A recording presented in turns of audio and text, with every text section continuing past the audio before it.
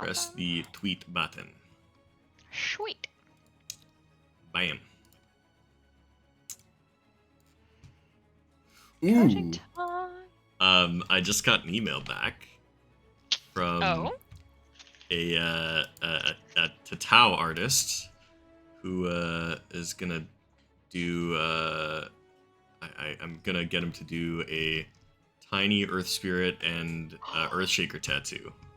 Like Rocky Boys? Yeah, because those are like 3 of my best heroes, and I thought it would be fucking dope to get like all the Rock Boys just like up. I want to do like a half sleeve, so on this arm, kind of just like straight up from the elbow up to the shoulder, and just have it kind of wrapped around with all the Rocky Boys. Like, I think I want like Earth Spirit doing his like little taunt where he's like riding his staff as like a surfboard, Yeah, and where he's like surfing it. yeah, Yeah. and like have fucking Earthshaker smashing a big fissure, and Tiny just like holding a tree or some shit, and just kind of have that all in some sort of collage. Yeah.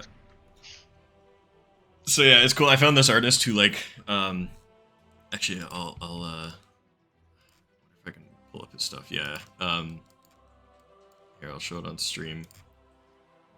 Yeah. Yeah, so this guy does a bunch of awesome like game and nerd stuff. Like he says straight up in his bio, like animation video game enthusiast, loves cats, bad music, plays World of Warcraft, blah blah blah. So like he did this like super dope like Hades tattoo and like this Jinx one from League. Does really awesome color work and shit. So I like this style too. Like it's those are really cool looking. This anime one and shit. Like I love the skull. Yeah, the skulls look really cool. Oh, that's awesome. Okay, you're gonna have to send like a million pictures when you get it. Yeah, this guy's like color and video game stuff is just so fucking good. I'm like super stoked to see what he comes up with. I feel like I might know this girl. Huh. I should reach out to her and see if she actually got it. If that is hers. But yeah, no, I'm super stoked. Oh, let's see. When do you think you're gonna get it done? Probably. I don't know. Probably whenever he has availability. Really, like I'd get it started right away. Kind of hoping for the end of the year. Now that the weather's starting to turn a little bit, I'm not so worried about sunburns and stuff. Yeah. And before the hockey season, so that I don't have to drop out of games. Oh, to like keep it from getting like hits, or well, like sweat and stuff. Like I was advised not to play sports with a fresh tattoo because just like the sweat and like if you make contact with people and like hockey, blood, bodily fluids, all sorts of stuff. Yeah, it's just because I think I wrapped mine in like like that kind of it's like saran the wrap, new like skin or whatever, the second skin. Yeah. So you can do that, I know, but like I don't know how well that holds up with sweat. But all right, so it's been a week of Dota. Yeah.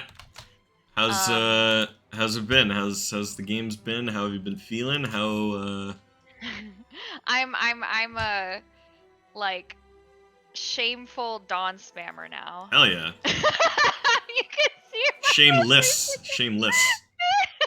Win rate 58% on that hero? Fuck it. Ride that to the ground.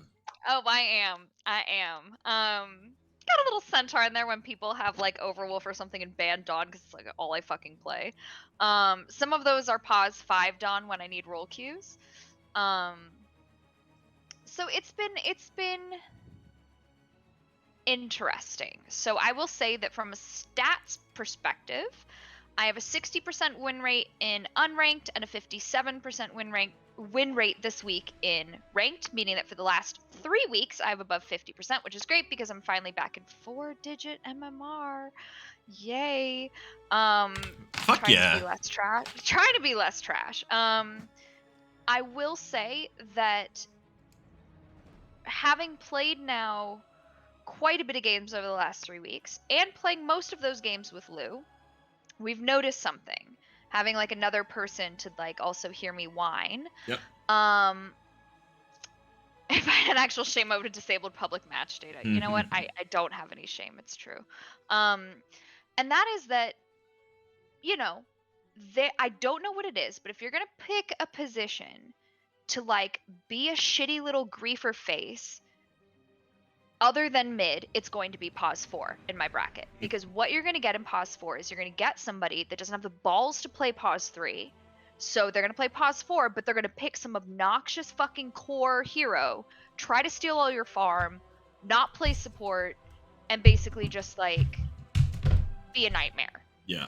And too many of my games, I either have like, either I'm cursed and I have the worst luck with pause 4, or there's something about position 4 in my bracket that people just do not understand. So it's like, I think it's about now 1 game in 4, 1 game in 5 where I have a decent lane support. And it's hard. Like, it's making things really tough. So I've started doing, like, as much as I can. Like, I think I messaged you partway through the week, just being like, I'm doing my own stack and pulls. I'm doing all my own warding. Like, I'm trying. But it has made the lanes feel a lot harder. Now, the game I was hoping to look at is the most recent game played, because I think this was winnable. I do think that there's a couple of things going against us. The number one thing being that the entire team had fucking picked, and our mid had picked and decided that our team with a Drow, Dawn, Crystal Maiden, AA really needed another squishy backliner, so he picked Sniper. And he knew that he was up against SF, I believe. Yeah. And at the very least, if he didn't see the SF, he saw like a Mars who would presumably Mars get a blink. and PL, yeah. And PL, and still decided to go Sniper. And like we were begging him in the draft, please do something that can like initiate, that can get on the back line. Like, we don't really have heroes for that. No, he went Sniper. So already I knew it was going to be an uphill challenge because of the draft. But I do think we could have won this, and it went long. I just think I played like shit. I really do. Yep. I won the early game. And then I feel like I don't know. I just kept making mistakes, and like, I don't think I was going where I should have been going. And I don't know. It felt really hard. So I was in a party with Lou, and then Amy, who's the Predator. That's a new person I've been playing with. She plays, well, I've seen her play all positions, so she usually queues for all of them, which is great. I get role queues.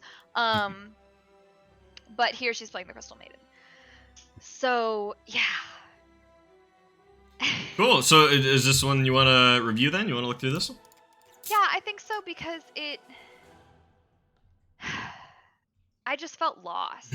Like, I did not know how to turn the game around. I feel like maybe my target prioritization was off, or I had, like, looking back in the game, I had debated getting a blink so I could be the initiator, but then the PL with his doppel can dodge her Starbreaker, and so it wasn't, like, as effective of a team for me to kind of blink and Starbreaker on. Yep. So yeah, I don't know. Cool. Well, yeah, let's take a look bad. at this. I've been getting back into playing a bunch myself, and you know, I've been playing a lot of Dawnbreaker off lanes, so you know, I love her. Yeah, she's super fun, and I think she fits the meta super well, because honestly, in my opinion, like, there is a lot of lulls in the current game where you kind of need to just be like, you kind of need to just take a few moments to chill and gather resources, and she's really good at farming, and she's really good at just playing responsive to the other team. Turns a lot of ganks and stuff really easily, so right off the bat, I would say against SF, by the way. Yeah. So I will just like let you know that I've had to lane against SF randomly a couple of times, and I've had to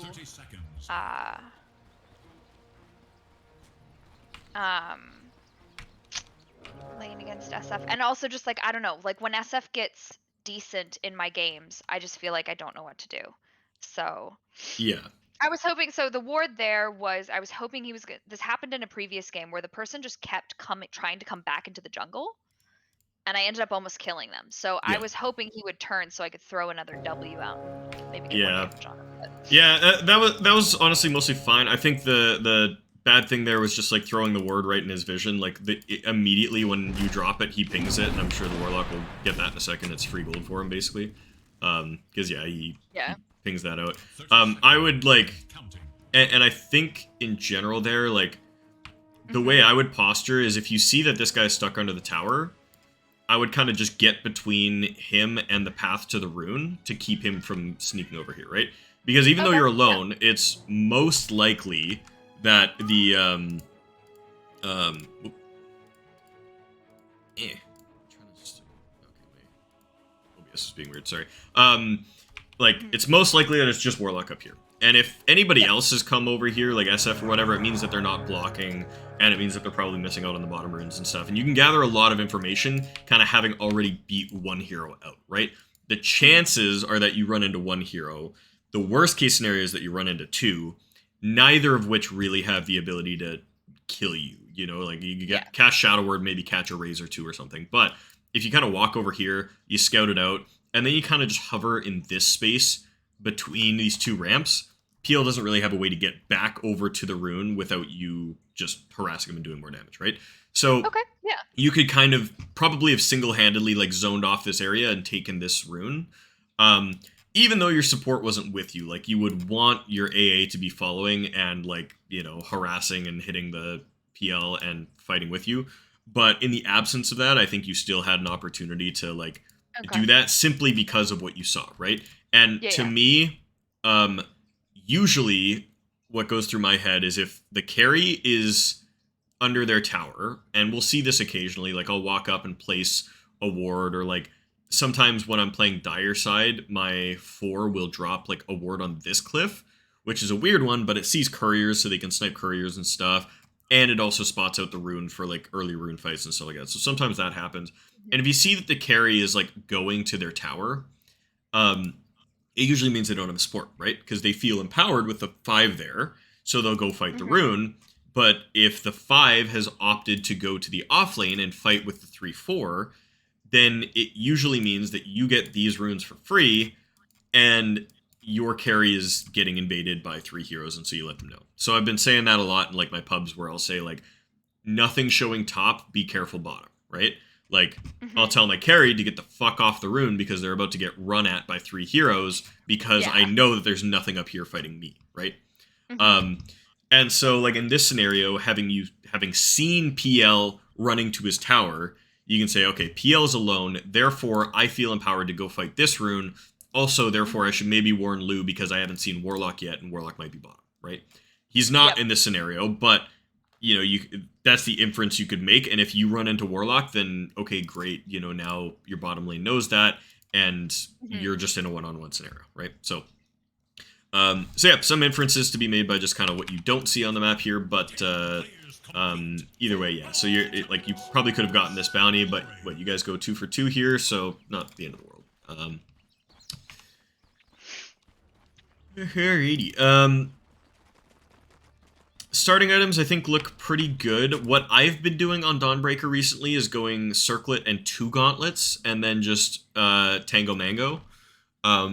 Just a little bit of extra strength feels like it helps a lot in terms of, you know, just last hitting and a little bit of extra health. Honestly, the starting build isn't so bad. It's totally fine.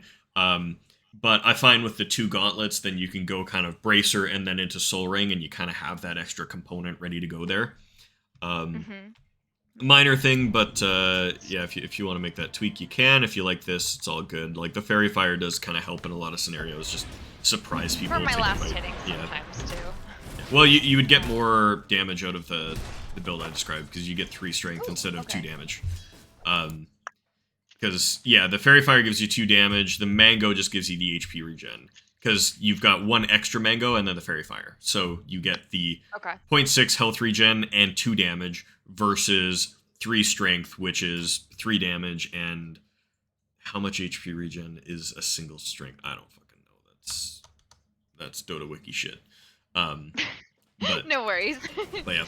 I like how you start the lane here, you see the Warlock, you throw the hammer, just harass him, he's scared, he has to run back under his tower, he's popping all those tangos, that's cool. A is doing a good job harassing. I'm just gonna do hits, I promise I'm working on them, they just are just tragic, always. Oh my god, Jess. It's always, you always have to watch them in like slow-mo, so I can just see how horrible it is. Yeah. What the fuck is your A here? He's And a point, well, he was chasing kills, which is Yeah, another that reason I was- believe that we almost lost this game. Or Yeah. we lost this game. Yeah, if he just, like, chills without that one extra attack, like, if he just... and a point. Even this attack is fine, and then he needs to back up here.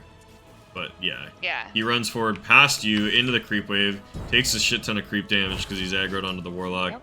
gets slowed, Yep. gets blocked, starts walking away, and, yeah, fuck, that's brutal. Brutal! Yeah, unfortunate for you. Your 4s are gonna feed, though. That's free XP for you. Oh no, Lou! I forgot that was this game. Okay, I may have told Evan about that. I'm sorry. It's okay. We all make horrible mistakes, and you're about to get like an hour of mine recalled in like excruciating detail. So by the time we even get to that point, I've probably lost the game for us with all my mistakes. So don't you even worry. So that was the worst fucking TP I've ever seen in my life. Oh my god. It's all Fuck good. yeah, nice kill. Yes. I've been really finding that like with Dawn that like level 2 is just such a huge power spike. Like it is It's really huge. As soon as you have her fucking Starbreaker, you can make shit happen. yeah. I've had this happen in a few games where yeah you just nail this and boom like fucking dead. So that's awesome. Really glad to see you kind of capitalizing on that. Honestly, lane's looking pretty good. I really wish your AA was pulling for you because like if this lane was further back, you guys would be so happy right now. Great. I don't think we get a single pull because this is Guardian, Karen. Like, what's a pull? What's a ward? Well, you got to start playing with Greg because I've been teaching him all that shit. He's. I know. Yeah. I miss Greg. Greg is amazing. It's rare we lose our lane. Yeah. Greg. Yeah, we had. Yeah, that was a good session the other day. I hope it was helpful for you too. Yes, it was very. I need to go back and finish. I watched about an hour and a half of it. Oh, right now. But I want to go back and finish watching the late game of the second game that. Yeah, you, yeah. Beauty Just is waiting my. slaying He this just keeps warlock. coming up, and I'm Yeah. like, please return to the lane. Please keep feeding me. Thank you. Yeah. Oh. Let's fight after the fight. Oh. I just. What did I goof? Oh, nothing. I'm just like looking at the last hits, and I was like, there's 13 last hits seems low, and then I like checked the chart to see like what everybody's is, and it's like everybody has 13, and I was like, wait a second, and I was trying to do the math, and I was like, wait, it's 4 minutes, so there's been Don't you even? No. 8 no, waves no. of 4 Just creeps look each, at and I was Nope. Look like- at the fact that I'm on top. That's all you need to know. Thank you very much. Okay. I was like trying to figure it out. I was like, wait, is this Last low or thing is in this my high? bracket Am I is just low. out of the yeah? Less creeps spawn in this bracket. It certainly feels like. Yeah. I promise I'm working on my last hits. No, it's all good. It isn't. Yeah. You're getting a lot of kills, and honestly, like, I do find that, like, it is always a can you get more than the other person type of thing, because, like, when you make last hitting hard for somebody, if they make last hitting hard for you, it kind of balances it out, you know, it's whatever, but,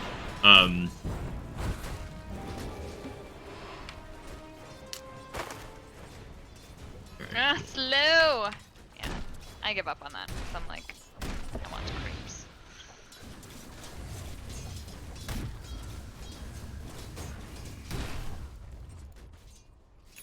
This is good. Yeah, I would have liked to see you just be a little more proactive with the courier there. You had that soul ring recipe sitting there for a while. You probably could have brought out a bit of regens a tiny bit earlier, but, you know, minor thing. I get distracted sometimes with all the fighting. Yeah. Like, I didn't expect this lane to be so brawly, to be honest.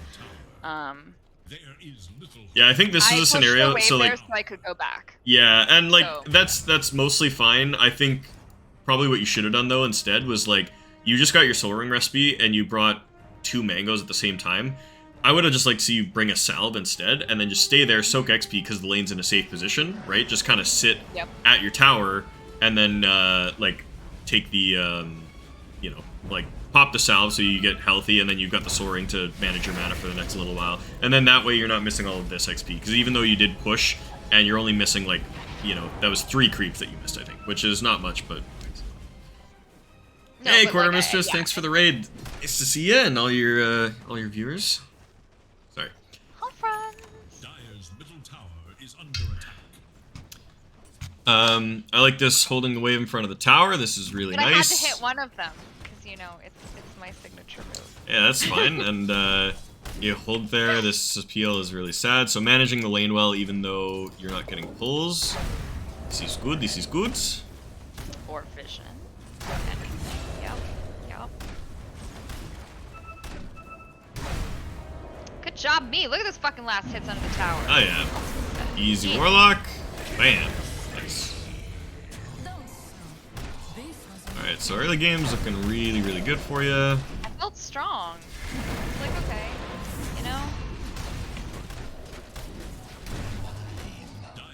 Where does everything go wrong? It's always the question in my game, isn't it? Yeah. Alright, SF shows up. It's all good. Fuck him. Bottom lane zoning. I think I died here because I think I'm stupid. I thought he left.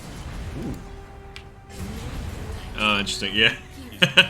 I think he probably could have escaped with another hammer there. Yeah, that's a good point.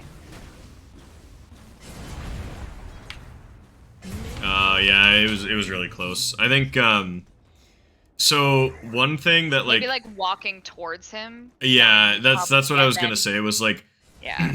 because you know the way SF works, right? Like he has the short, medium, long, right? And you kind of have to keep track of him mentally when you're fighting, right? He uses the short, he uses the medium, and then you're running away, which like you kind of have to at this point. But like honestly, what I might have done in that scenario is like instead of running, I would have just stalled, waiting for your Celestial Hammer by popping a mango and then just ulting on yourself right on top of him. Because then he like can't he can't raise you. He's just stuck right clicking, and you're healing yourself with your Solar Guardian while you're standing there. So you're gaining HP back, and then you're getting your cooldown for hammer back off to be able to go again. Because yeah, here you're kind of just lining him up for another raise, and with the slow coming in, it starts looking dicey, right? Yeah. But yeah, if you kind of backed up and then ultied, Also, yeah. can't. I No, thought you that don't was. heal yourself. No. I was. You fairly only heal certain that was a allies real who are thing. standing in the circle, I believe. Yeah, you Standing don't heal inside. yourself while you're casting it on the map, but I think if you cast it directly on yourself, it I don't heals think I've you. ever I done think that. you're considered part of the circle. Hold up, lobby time. I want to check this because I was pretty sure that was the way it worked, but fucking goddamn I'm Dota. not. Oh, 90% of the time, I'm like going somewhere else, usually full health, Not so many things or could panic make me ulting say away. yes. So I don't think I've actually ever. I'll move the ground. Sure, enemy Ursa. Prepare for Fury starts for me, baby. Fucking Ursas. You're so weak. He might need Okay, that's enough. levels. Oh, it doesn't heal. Alright. Quarter Mistress is right. I'm a dummy. Cool. Huh. Either Okay, way, that's I good to still know, think though. that play might have been legit because it, you know, stalls Would've them bought out. me You don't. time. Yeah, it would have bought you time. But it was dicey, you know. Yeah. And it came off like it was. I didn't have enough. Well, I had the mangoes, so yeah. It was. There was definitely a way out of it, I think. But just misplay. Oh, good. Okay, let's jump back to where we're at here. A minute or two. Yeah, okay.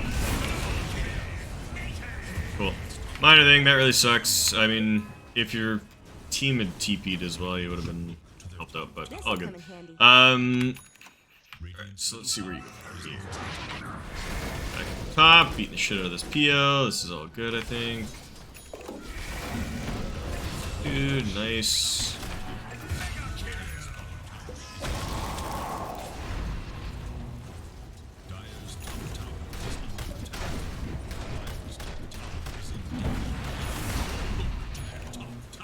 I like the cut. keeps your creep wave alive. Nice siege creep. Boom. Awesome.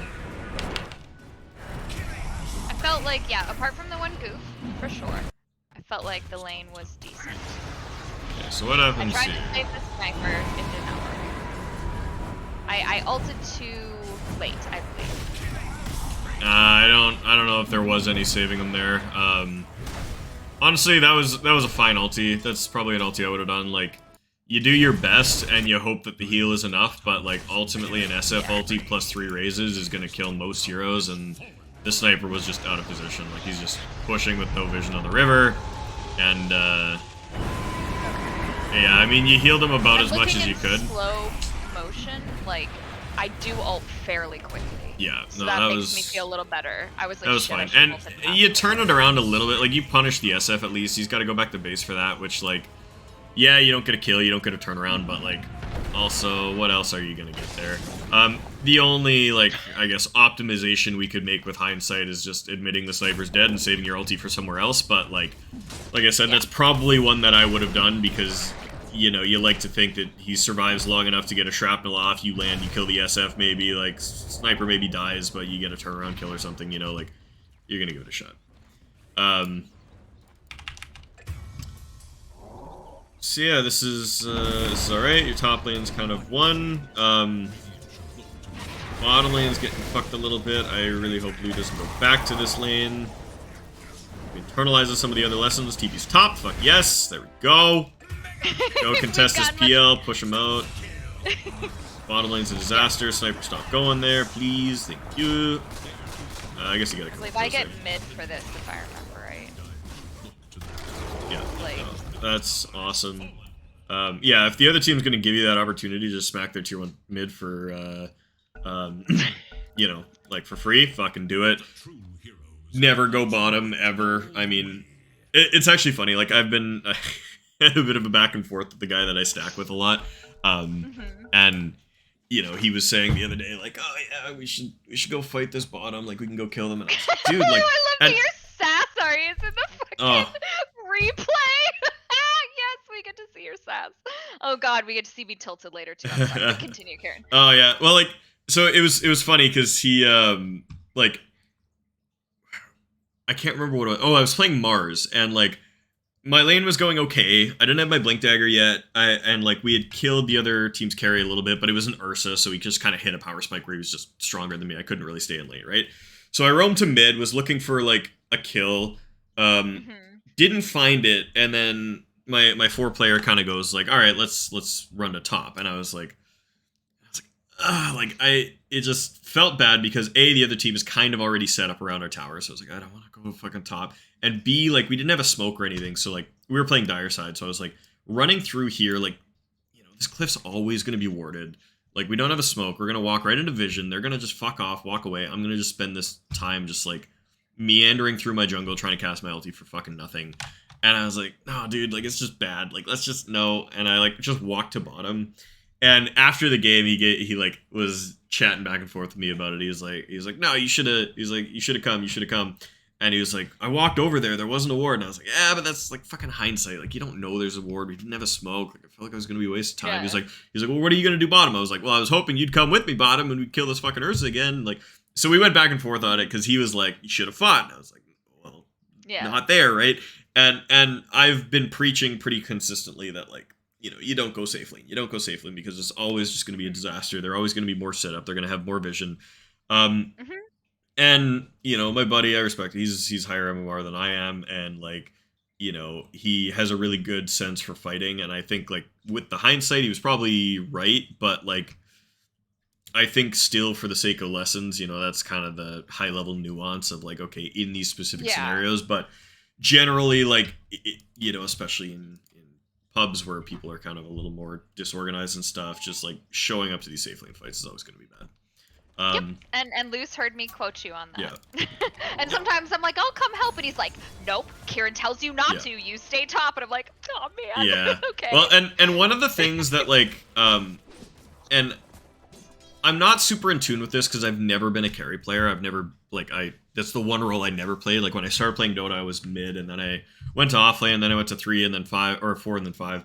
But I never played carry. And I remember like watching some old BSJ clips. One of the things he talked about a lot was like as a carry contesting the other carry while everybody else fights, right? Like the idea that Mhm. um you know, your teams are gonna make space for you and they're gonna brawl and they're gonna be doing stuff. And the stronger carry needs to go be in the face of the other carry and take their farm away, right? Um, and it's interesting because in this scenario, you can kind of see that Lou almost gets the effect of that by coming top. PL kind of fucks off and just starts hitting a small camp, which is like terribly inefficient versus hitting these lane creeps or hitting this hard camp or whatever.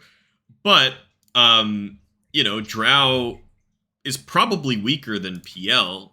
Like a PL just running directly at Drow is really hard for Drow to deal with. And um, like in this scenario, I think Lou has a little bit more farm, has a couple extra levels, so maybe it actually works out. But like, it's funny because I think like if this was a super high level game, I'd probably be saying to Lou like, okay, you probably have to farm triangle or you have to farm mid and like maybe just get the safe farm as it comes to this tower because otherwise PL is just gonna run at you and and fuck your day up. And Quartermaster says like I'd argue PL is Drow's worst matchup because like it kind of is. Like Drow has no real AoE to clear the illusions, and she hates when people are directly on top of her. And so like, a hero that has illusions and has like a gap closing mechanic just fucks her up, right? So Yeah. It's funny because right now I would probably say like Lou is not farming in the best position for the game, but because of the way the players are playing, it is bad, And so I think Yeah. just with Lou watching the stream, one piece of advice I'd give is like generally when you make this rotation out of your lane, consider your matchup versus the enemy carry, right? If you are a Sven and they're a PL, then yeah, go farm in their face. And if they ever get close to you, you fucking stun them, God Strength, and smack the shit out of him, make him go back to base and make his life miserable, right? If you're the PL and the other team's has Drow and she's sitting up here just like plinking away at creeps and you rotate out of your lane, you immediately fucking run at her and fuck her day up.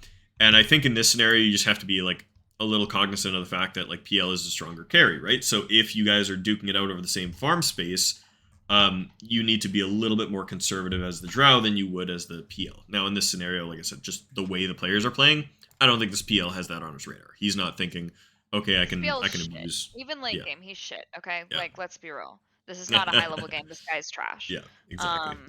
And Lou's heard probably at this point, 13 minutes in the game, yeah, he's heard an earful about how shit this PL is. Yeah. So there is no fear. But Yeah. maybe we're about to see unfortunately. Yeah. And actually, yeah, like Don't good I evidence of ult you? that I here. can't. No, I come up and I'm like, I'll help you. Wait, are you sure you die here? I'm here. There's no way you die here unless they all rotate. Did we do something stupid here, Lou? No, I remember I hear your voice in my head going, don't chase, don't chase.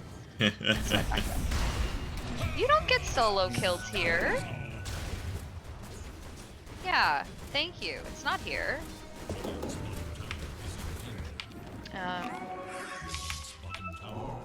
There's a lot of like, I remember us trying to talk to the team and be like, can we please just like stop fucking going bottom? They probably have vision. They're all there. It feels like. And we just kept going bottom to like skirmish with them here, and it just. Yeah, one of the things I was actually gonna say there was like, your last few spell casts, you weren't using. I guess you did there. You weren't using the Soul Ring for it, and like it meant that your mana basically got depleted. So now you're at the mercy of your Soul Ring to be able to ultimate, right? Yeah. So like in this scenario, you pop your Soul Ring, you throw your hammer to farm this wave, and now you can't ultimate, right? Yeah. So this fight is breaking out here. Your sniper is kind of getting raised. Your I also just thought this was a bad fucking idea. Yeah. Honestly.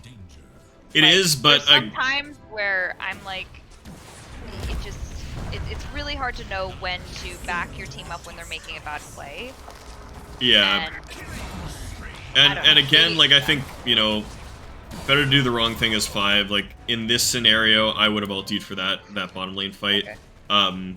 Even though it's not a fight on the right side of the map, It's still a fight that's Doable, absolutely keep doing winnable that, because though. the other team is committing a lot to go in this deep. But I mean, But, like, it it was worked just out fine. Like your team yeah. got a kill without you even being there, so like you might as well just be farming top. So that's all good. But yeah, I would have said like just being ready for it, because if the sniper got Yules or something like that, and the SF was setting up for raises, you might have been able to, right? Oh, I think you're dead, Blue. Honestly, just watching the mini map, it's like they're all converging. Oof. Oh no! Oh god! Oh god! Oh! Oh! Oh! Oh! Nice DP.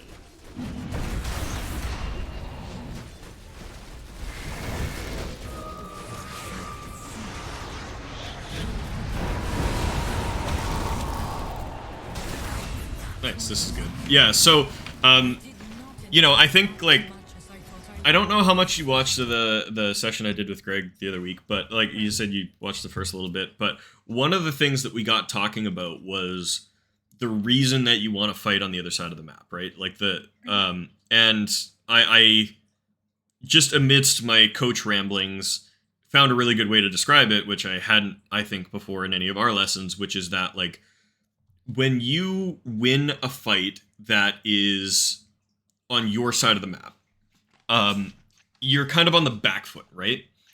And in order to convert that to an objective that pushes the game forward, you need to step off of the back foot onto the front foot, right? You got to get the momentum back on them, right? So if you guys are playing around here and you win this fight, you don't have any immediate objectives that you can action on. Like maybe this bottom tier 1, but the wave is still pushed. Like you'd have to push it up and get all the way up there. And like, you'd have to deward and stuff. And like for Vision, I think the reason that this came up when I was talking with Greg about playing 4 position was I was saying like as the 4, you usually want to be the one placing aggressive observers so that you can find the next fight, right?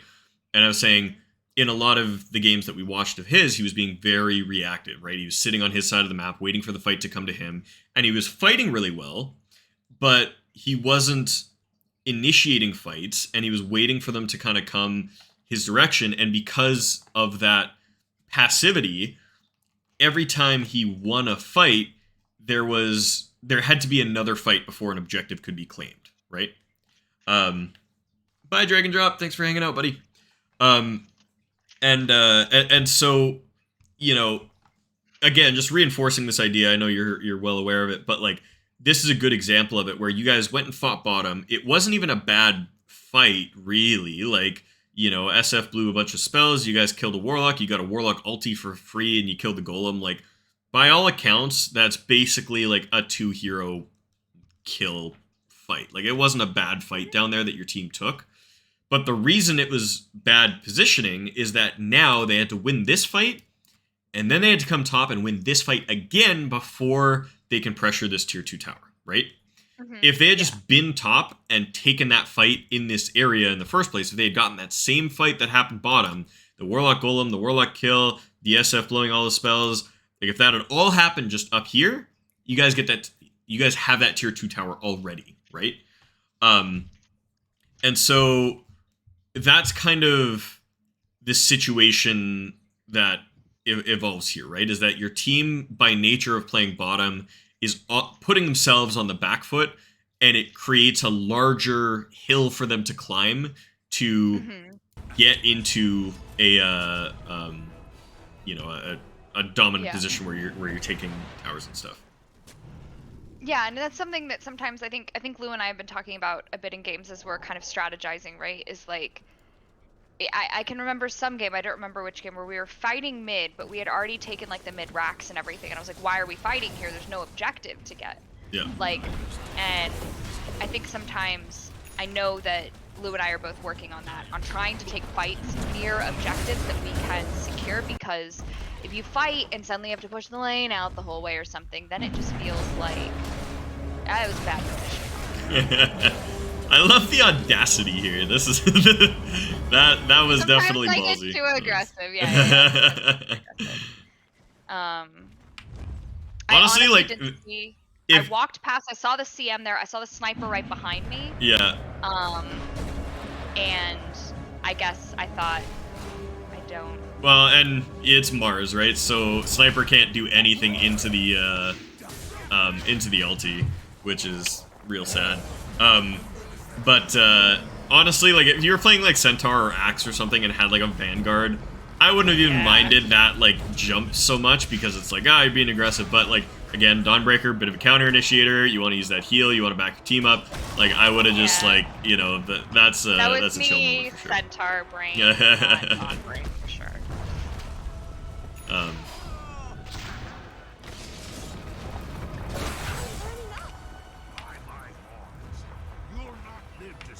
Smoke after the sniper. And yeah, get 'em. Doctor points out a struggle that I definitely had as the game moved later and later, is that we really just we didn't have an initiator. So I started to build like tankier items to try to be that person standing in the fight, but it was challenging when you can look at the damage taken. Like our sniper wanted a front line. He wanted to be at the front of the fight, and it was 55 minutes of me and Luke begging the sniper to just stand in the back and be like, look, like I'm doing my best to build shit. And this to, might like, have been stand in the something where front. you'd want to alter your item build a little bit. Like, Okay. you know, I really like the Desolate. Like, it does so much for Dawnbreaker's so much ability to for farm and to, like, clear out PL illusions and stuff like that. But Blink really would allow you to do a lot. It. Okay, I thought through the blink, as I told you at the start. Like, it was something I debated, and I decided against it because with the Lion Stun, and with PL's Doppel, and with whatever the fuck his name is, Shadowfriend having like his ult and stuff, I just felt like there was so many things that could either interrupt the Starbreaker or have them escape it, that I was like, this isn't a team where I can easily, you know. Well, and you know, I always struggle with the timing for Blink on this hero, because it feels really bad to go Blink first item, because it makes it really hard for her to farm and stuff. Like, she just, you know, it doesn't do for Dawnbreaker quite what it does for an Axe or a Centaur or something, right? But you know, if you went for like, like you could go for like a raw BKB here straight into Blink, or like even just Shard into Blink, like maybe an intermediate item like Echo Saber into Shard into BKB into Blink or something like that. One of the things that you can do is you can Blink during the first swipe of Starbreaker. Wait, what? Yeah, so you can Blink during Starbreaker. So you can initiate it and then Blink. And I think you stop being able to Blink as she jumps up for the final smash. But I think during the two swipes, when you would normally have free movement, like in the Shard, you can Blink. So, so it's not a channel? No, it's not. It's just an animation. Actually, I don't know if it might actually just be Shard specific. I think you can just do it regardless. But, yeah, like, okay, we're at 2053. I'll check in demo just to show you, because I've actually been a little curious about this myself. Okay. I'm pretty sure that it's just like during the first two swipes you can Blink, but I think there's some other stipulations. Okay, so free spells. I'm finding new ways. Okay, so fuck yes, nobody's gonna get that. yeah, okay, so you can just simply do it. Oh, that's broken. What? Yeah. And, oh, nasty. And okay. I think if you wait a little bit too long, so oh, maybe not. Okay, I feel like I fucked this up before, but I have been having keyboard issues, so it might just be that I might have just fucked up the inputs. Okay, so you can just do it at any point. So, so yeah, you can just get like a bit of a Blink stun slam right away. Okay, that's okay. Now that I know that, yeah. Okay. And with her... Oh, I can build her as, like, the Blink stun. Because my problem was the frickin' swipey, the Starbreaker, like, animation takes fucking forever before you get the stun. But if I can just wind that shit up in the backline and blink in and stun, then yes, I can play her more initiator. Okay. Nasty! Okay. There was something that wasn't letting me do it there for a second. Oh, Luke, the possibilities. We're gonna see a blink dagger a lot more now. Oh my god. Yeah, because I literally, the reason I chose to not build the blink this time was I just thought they have so many ways of escaping during her channel or her whatever animation for it that there's no point in me building them. What is it? Okay, so I thought that there was like a segment of the animation that you couldn't blink in. You can always do it. It is fully reliable. You can blink anytime during the animation, whether you have the shard or not. What I was having the problems with is that if you over blink, it won't go. Like with a lot, like so, like if I'm just walking across the map and I just like click over here, I'll blink the maximum range that I'm allowed to. But if you over blink while you're in the animation, it won't go. So, oh wait, it just did. What the fuck? Oh, that's what's happening. Oh, everything makes sense now. Okay, it's turn rate. It's not. It's turn rate. So you have to be facing the right. I think this is what was fucking me up. Was I was like, there's some times where I can't do it. So if you're like facing this way, and then I start it, I can't blink up here. You can't blink off angle. So you have to face it and blink directly towards it. And I'm sure there's like a maximum arc to it. Like, ooh, it's actually a lot more narrow than I thought. Yeah, ooh. Alright, I'm glad I lobbied this, because I've been trying to figure this out for a while, but I've always been in game scenarios, and, like, it's always been messy. I'll just always face where I'm supposed to face. Yeah, like, I won't mess with the turn rate. That is a lot tighter than...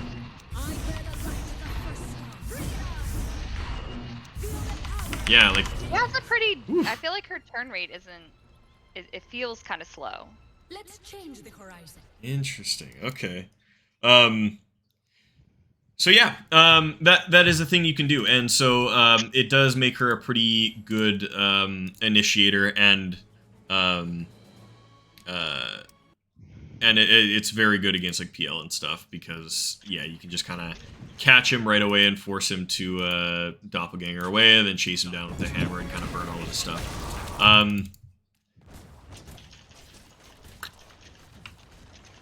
Alright, so where were we in the game? So we were talking about just like other ways that you can find that initiation, because yeah, like I think your item build probably could have been more optimized to this game.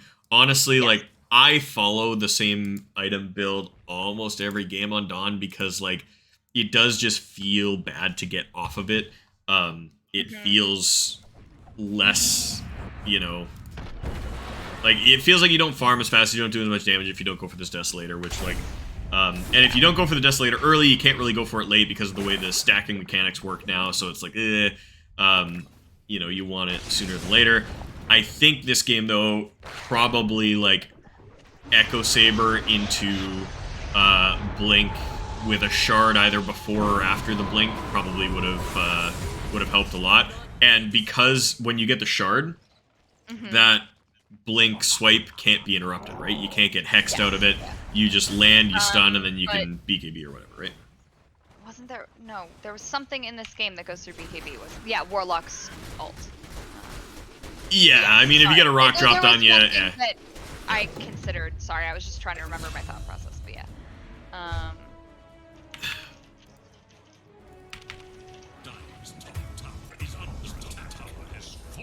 But yes.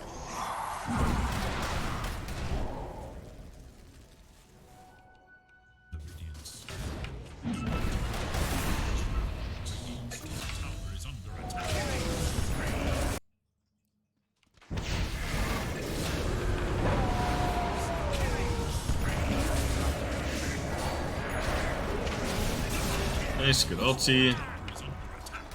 I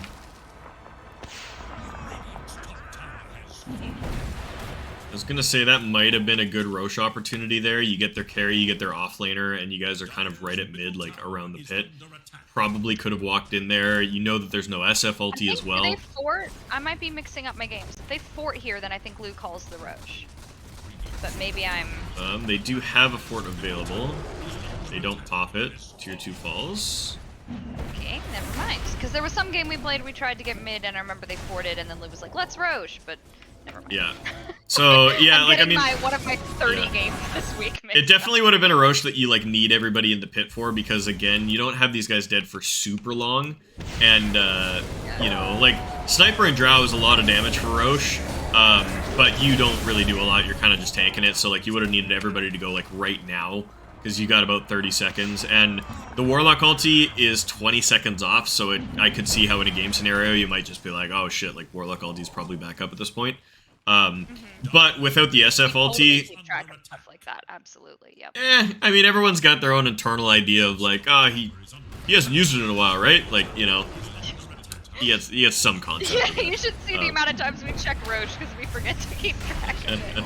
I swear to God, I gotta get better. The one thing I will say, and this is not like by any means like an excuse or anything, but we have a lot of issues coordinating with the Sniper this game. So I think Roshing he would not have come. It takes us a lot of shit to to try to get him to come with us in fights. Yeah. Easy Warlock kill here. We think about Chrono. I try to track Chrono, Jug alt. Yeah, and I mean, like, tracking of it is never perfect. Like, I never know what the time is. I just have a rough feeling. You know, all those team fight abilities are in the neighborhood of 2 to 2.5 minutes of cooldown, right? Like, you know, it's like 180 seconds or some shit like that for a lot of them. And, you know, okay, 3 minutes for, like, a Chronosphere or something like that. You kind of just feel it out, and then after a couple minutes when, like, you know, your ultimate's back off cooldown, you're like, he's probably getting close, you know?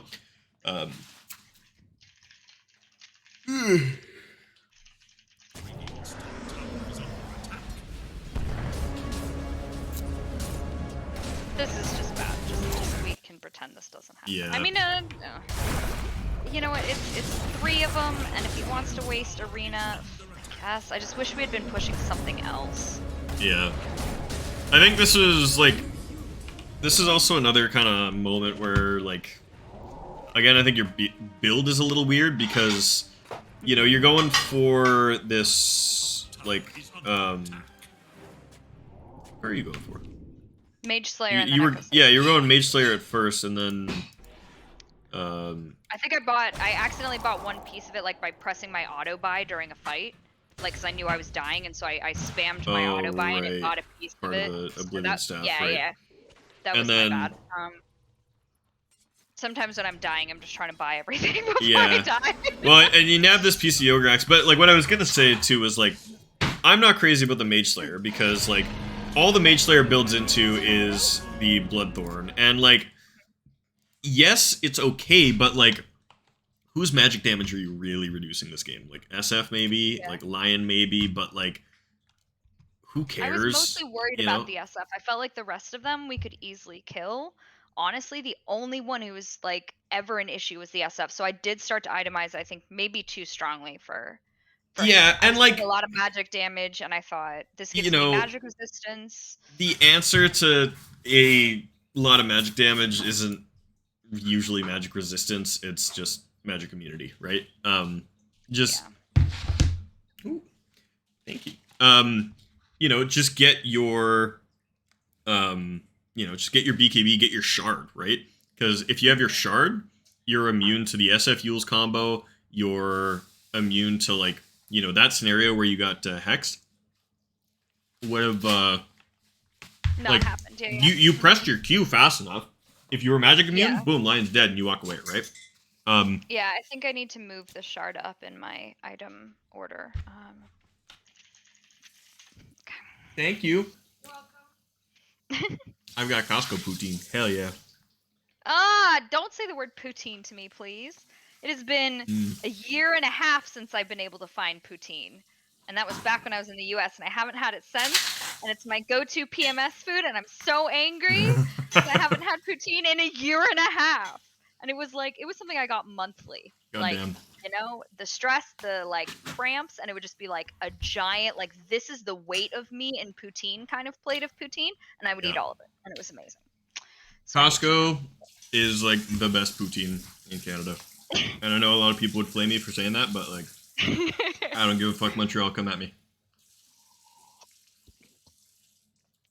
Yeah, unfortunately, like, you know, we have Swedish What about meatballs. Costco in Montreal poutine? Ooh. What yeah. about Costco? What? Said, what about a Costco in Montreal?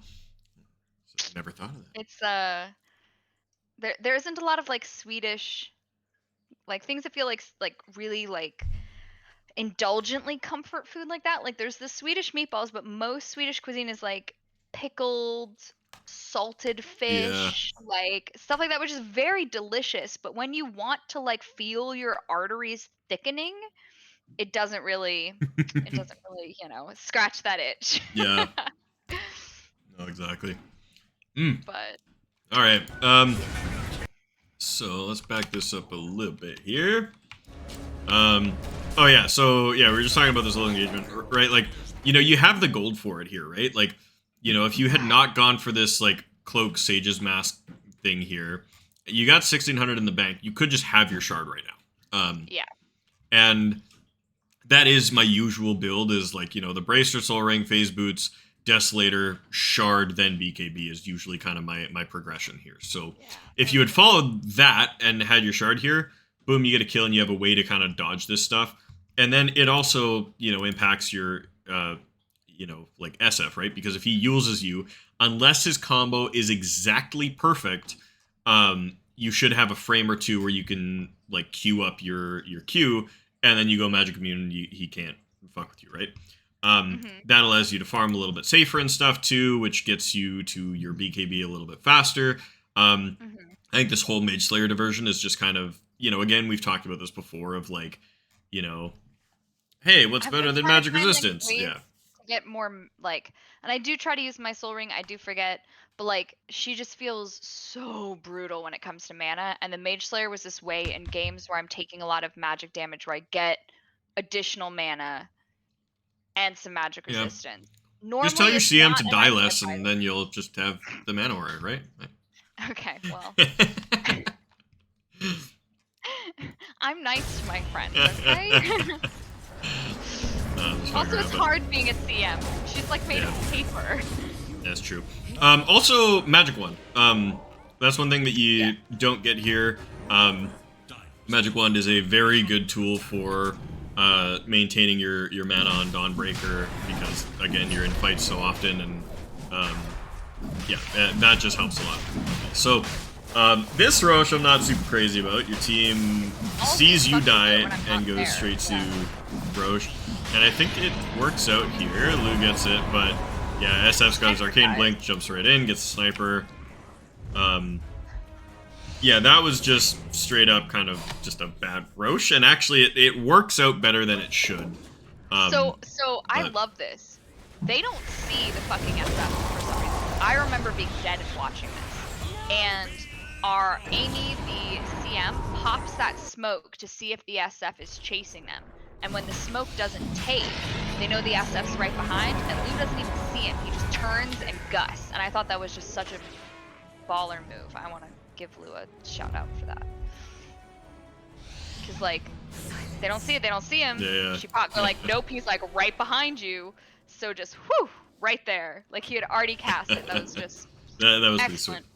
Yeah, I was like, yeah, that was so cool. As I'm.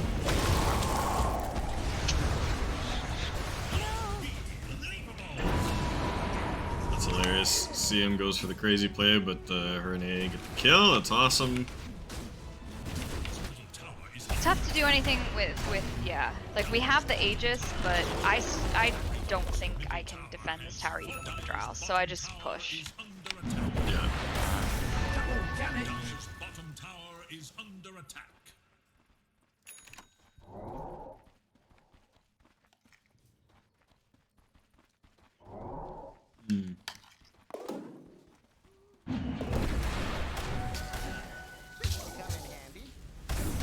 All right.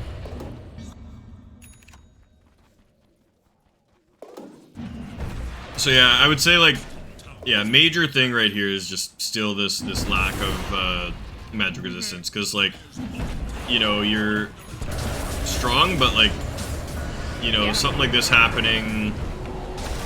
This fight's okay. Yeah, the other team just didn't show up for that. I mean, I feel like if they all TP there, you guys would show up. But yeah, like.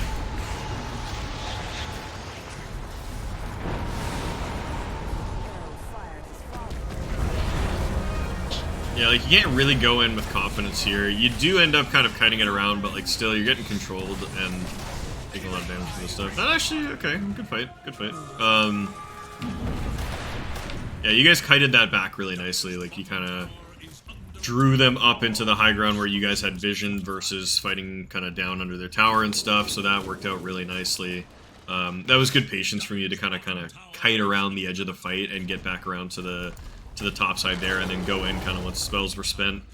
Oh yay! Okay, that was actually good. that was a lot of times you'll give me a compliment on something that was completely unintentional and it was just accidental.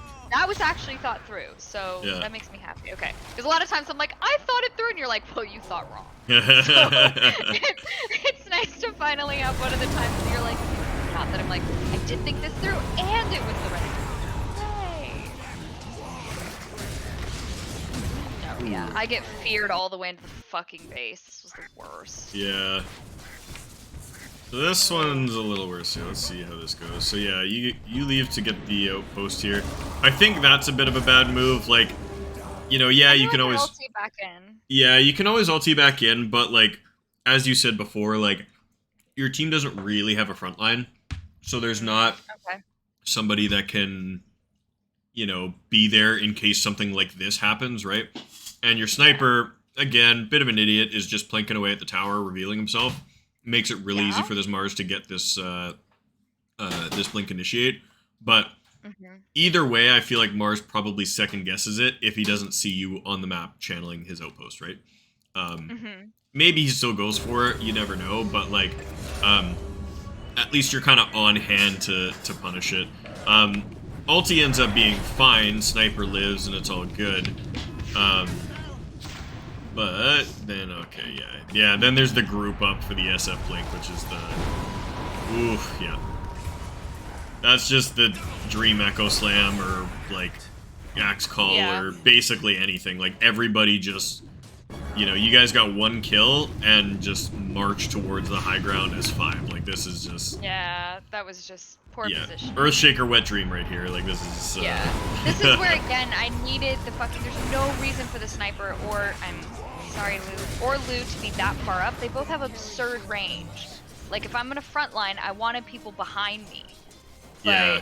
Well, and both of them were kind of, like, chasing for the Mars, and I think, like, really, probably the real answer here is that, like,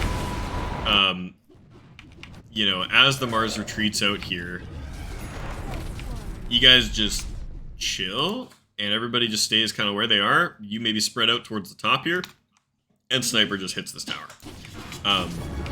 Okay. And, you know, I'm not sure, like, I feel like, you know, you guys saw the Mars BKB go down, and everyone was like, oh, we can get him. But, like, you know, just why? Just hit the tower. You know, he's useless. He's cast his ultimate. He's not going to do anything to you guys. Like, you don't really need to chase for that kill, and so that kind of, like, extra pursuit, just those 2 seconds was enough to just, like, land a huge ulti for the SF. I wonder if I should have gone, honestly, I think I misplayed there as well. I think if I had gone north, like, towards the top tower, I would have tanked the tower, but it might have been enough time to get my Celestial Hammer back. Yeah. So, that was also a misplay on my part, but, yeah. I mean, even at this point, like, mistakes made, shit like that, it feels winnable. I don't know. It feels winnable, but it's... Yeah, I mean, it totally does. Net worth is basically identical. Strong. And, yeah, you guys have, like, way better cores. One thing I would say in general is, like, your cores didn't itemize great for the game that we're in. You know, like, this sniper quite obviously, like, he goes for a Silver Edge, which is like, why? What are you breaking? And what's the fucking point? There's no Centaur, there's no Bristleback, there's no fucking anything. Yeah. You know, like Yep. Maelstrom is actually pretty good because A, you need that to farm, but B, PL. Yeah. But like, you know, no BKB, no Force Staff, no like Kieran. anything. So Oh, just wait till you see how long it takes him to use a BKB that I think he presses once. He forgets it in most fights. Me and Lou were begging him, being like, "Why the fuck do you not have a BKB? Like, please get a BKB." And it prepare yourself. You're going yeah, to be deeply I mean, like disappointed. even the Shadow Blade isn't like just a Shadow Blade is like okay, I kind of get that as like a invisibility is The invincibility type attack thing. speed and damage, But like, maybe he's like, yeah, I don't know. but like, why upgrade to the silver? It's like, you know, I one of the things that's like been driving me nuts and like my stack has been kind of commenting on it is like we keep seeing people buy fucking Bloodthorn, but like, why? Why not just get the Orchid? Like, it's like half the cost for most of the same advantages. Like, you don't get all that much more by the Bloodthorn. Yeah. And you know, it's I think the few times I've completed it, honestly, is more about the fucking like like mana regen for Dawn sometimes. If I'm like against a Puck, Storm Spirit type, you know, I'm magic-y and have lots of yeah. jumpiness. But like, Like I'll do that. but yeah, like for us, like it's usually like we're talking about like a Quap player or something who like goes Orchid. It's like a totally justifiable Orchid. It's like yeah, you get Orchid on that hero. That's how you get kills and shit. But then it's like, but why are you continuing on that? Like, why are you going all the way to the fucking Bloodthorn before you're 6-slotted? Like, you know, it makes no sense. And Silver Edge is kind of the same thing, right? It's like, yeah, okay, your Shadow Blade accomplishes what you want. It gives you your stupid invis, and you can fucking get a little bit of attack speed and damage. Cool, whatever. You can do that, sure. But like, why the Silver Especially Edge? why Fuck finish off. that before You know, finishing the well, Mjolnir at least. Yeah, right? like finishing Mjolnir, get your BKB. And lose build here, like honestly, I think is just kind of bad on a lot of fronts. Like I think Oh no, Lou, you're getting time for you to get called out. It's not just me. Okay, like, yep. you know, the Manta is like, you know, it's good in a lot of games, but I don't really see a lot of justification for it here. Like there's no like soft disables to purge. Like there's no silences, there's no like roots or slows or anything like that. And you know, Warlock if slow like lion stun, no. like Lion Stun, you Can you can't purge manta out that. of spear? No, like you can't manta out of any stun, right? Just you could guessing. Yeah, things that you could dodge it, right? But Could you- it's a soft dispel, if right? it's like if he like tosses his spear right and you're like traveling through the air, can you manta before it hits a tree? Not while you're stunned as soon as the spear hits you. Gotcha. You Okay. could theoretically manta before the spear hits you, and if it hits one of your illusions, it would carry your illusion instead of you. But like, like you know, it's not really worth the interaction. That's for Dota knowledge, not yeah. justifying. Yeah, And- I just and- wanted to. Yeah, like manta dodging is a thing for a lot of spells. Like you could technically manta dodge like a lion stun. I don't know if you can for Mars though, because I think his projectile travels slow enough that your invincibility frames from the manta are not enough to overcome the length of the spear. Like it just kind of doesn't do for you what. Yeah, but either way, like I think if you're gonna go for a Yasha item to farm this game, like just get an S and Y just so you have like a bit of status resistance for all of these stuns, right? Like Lion's shit having, you know, a partially lesser duration, same with Mars, same with all this stuff would actually be like pretty beneficial. And then I think like Maelstrom is probably required in this game just because of the PL. Like clearing illusions is a really tough thing for Drow, and the best way to do that, typically what you'll see Drows do is just go for the Maelstrom Aghanims build, because the Aghanims gives What you does this. their Ags do? Sorry. The Drow Ranger Ags I don't know is Drow very well. it causes marksmanship to splinter attacks, so her attacks basically split to 2 targets. And they're full attacks with full on-hit effects. So an Ags with a Maelstrom procs like every attack almost. It's just bzz, bzz, bzz, bzz, lightning all over the place. So the Daedalus here doesn't feel super impactful. I would like to see the, you know, like probably it could have even just been a raw Yasha. or like a Yasha into S and Y with, and then like BKB into Ags. You probably want the Mjolnir first. You want to go like Yasha, Maelstrom, BKB, Ags. I think is maybe Ags Mjolnir is probably the build. Again, I'm not like a crazy good carry player. I don't play Drow a ton, but like, you know, looking at this, you have a very single target item build with like this Manta item that doesn't really do a lot for you. Like you can use it to split push and stuff, but it doesn't really help you in fights. The illusions are just going to get popped by any number of the things that they have, whether it's Fatal Bonds or it's the SF ulti or the, you know, Lion AoE Hex later in the game that'll just instantly pop them. So like your illusions aren't doing a lot for you. There's no spells for you to purge. BKB is a lot more valuable, so I'm glad you went for that, but you absolutely need some illusion clear, so Mjolnir is probably like, at the very least, you need Mjolnir in this item slot that you're going for right now with the Daedalus. And ideally, you want the Mjolnir into the eggs as well. It's really good for me to know too, because like when you start to describe some of these, even though I don't play Drow, I probably never will, except for like Cavern Crawl. It's good to hear this kind of stuff so that I can look out for when facing a Drow or like having a Drow on the enemy team. Looking at those items. Yeah. Alright, so you guys get a good pick off there. Warlock dies. Should be an easy Rax. Should be. There's the SF. He's such a dick. I hate this SF. By which I mean he's good and he ruins our life, but Yeah. still waiting for how they lose this. Yeah, Loaf, it's always magical life.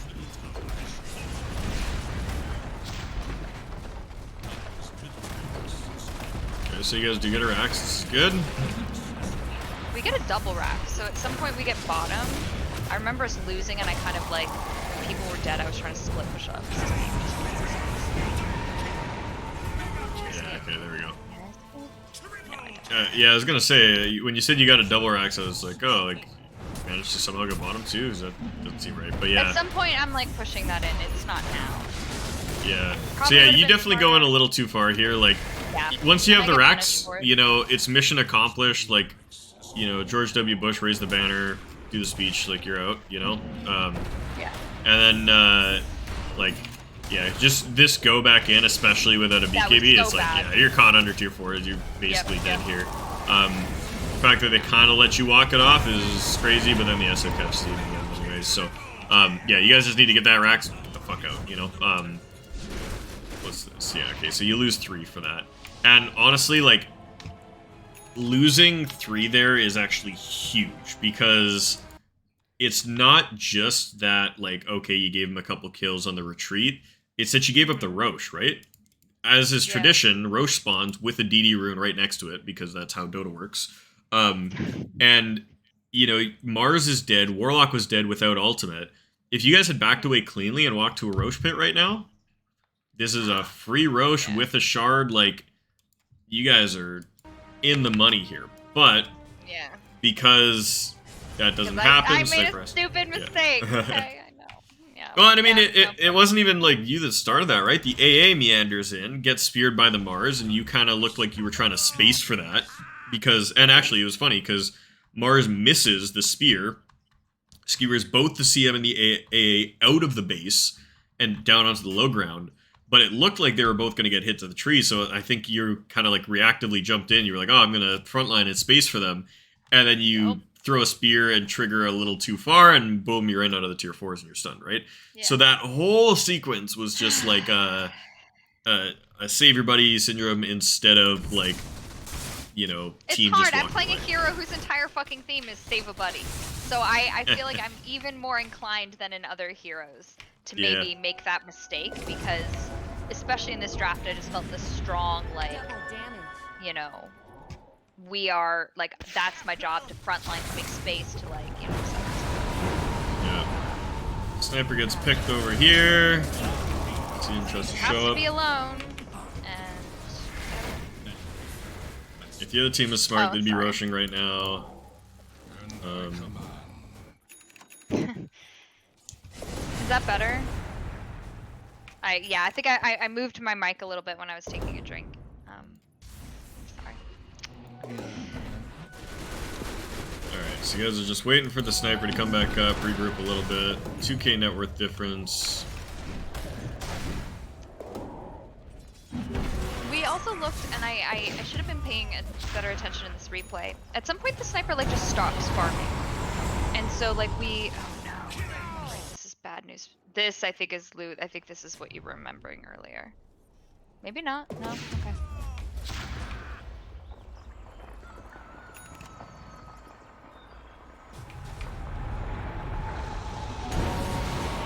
Oh, Lou with the fast fingers on the BKB, that was nice. Doesn't get the So damage I though, love so- this. He explained how he does it.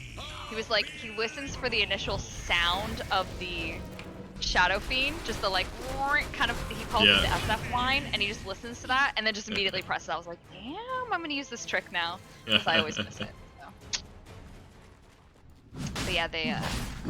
So I know they're gonna get Roche, right? Yep. We have Sniper and AA dead. My hope was, okay, well, they're gonna get Roche, but I'm gonna get this tower, at least. Like, if I can't contest it, I think I'd do a terrible thing here. Yeah, okay, that's fine. I should have just put the tower. I was like, I'll save you. No, because you're not gonna, no. So I abandoned the good, I think the plan here, honestly, if I had to replay this right now, I think I should have just pushed that tower. Yeah, I mean, I like, it absolutely sucks to give him this Roche, but, like, with the sniper having fed a kill already, like, there isn't a lot of options for you, right? I think the best thing you could have done is pushed this aggressively until you saw 1 or 2 heroes tried to escape, like, you know, BKB TP'd or something, and then ultied for the fight here, right? Yeah. Because, yeah, I think you got worried that somebody was going to be at this high ground, someone was going to catch you, but you have a BKB and you have your shard, and you have a Mage Slayer. Like, even the scariest thing in this game, which is like the SF Blink Yule's ulting you, isn't going to kill you. You know, you can BKB coming out of that, and you'll be fine, right? So I think you need to play with the confidence of, like, I can't be killed right now. My confidence was slipping at this point. Yeah, I definitely didn't feel like that. And you need to just be up here hitting this tower, because you want, like, in this position, you're taunting the enemy team to come back, right? You're trying to split them up so that the Roche fight is anywhere near possible, right? Maybe you guys can take a 3-on-3 at Roche. You definitely can't take a 5-on-3, right? So by backing up here, the other team sees that their tower's taking care of the creep wave. They go, okay, whatever, and SF starts running over. I should have trusted my plan. If you just ran and smacked this, who knows? Maybe they don't come back because they think Roche is too important, right? So they all stay here. Maybe they catch Lou and CM and they both die. But you'd get a Rax for that, right? You get something. Yeah. You kind of lose out on both fronts by backing up. Oh, I should have just committed. Okay, Yeah. And it's okay to play, like, a little conservative as you're pushing these side waves, right? But, like, you know, here, as the wave's coming up, right? You clear this. This is all good. See the SF mid. Yeah, I don't know, why did I think he was coming over? Is that what I thought? I mean, even if he is, right? That's what you want. You're inviting that, right? So what I would have done here is, like, after you clear that wave, just hook into these trees a little bit, and then as soon as your creeps have high ground vision, they can scout who's here. Oh, okay, no one's here. Come back out of the trees, and now you're hitting this, right? You just do kind of like a full retreat, which, like, you know, the difference between you coming down here to ulti and, like, ulting from here, it's the same thing, right? But at least you're closer to be able to, like, make that decision on the trade. I think you probably, like, at the point that you decided to ulti, thought, fuck it, I'm too far away from the base, it's too late for me to split push, right? If you had stayed a little closer, you keep that option open, right? You could go, is this fight doomed, or do I go in? And I think, like, one of the things that, you know, when we were talking a couple lessons ago about, like, this playing in the trees thing, you know, just, there's a lot of little nooks and crannies, right?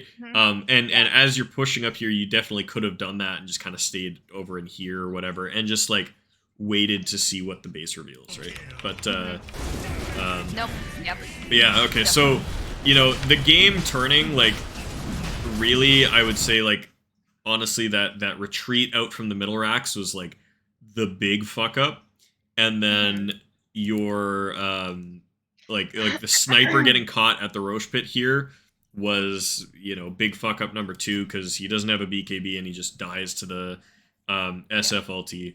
But even, without that, you guys still have a recoverable-ish scenario if you play this bottom lane thing right. You maybe split them up. It's dicey, the percentages are low, but they're better than 0, right? So, you could have played for something like that. And then as soon as you see somebody bottom, then you ulti over to the pit and you guys fight 3v4 or 3v3. And maybe something comes out of that. But in the absence of all that, you guys feed in base, and because you feed in base, you miss this easy Roche with the DD. And then because of that, you guys set up for Roche after everybody on their team is alive, and Sniper ends up dying. And then, with Sniper dead, you guys still try to fight 3v5 and get absolutely whomped, and now everybody's dead, the other team has Aegis, and they're coming up your high ground.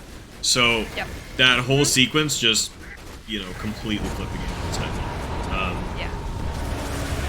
Sniper dead again. He just wants to be in front. You guys get some good turnarounds here, though. You get the Mars and the SF. PL is going to die as well. So, boom, their 3 cores are dead. That's awesome.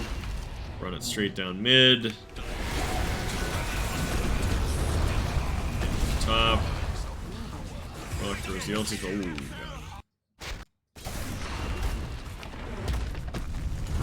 That's sad.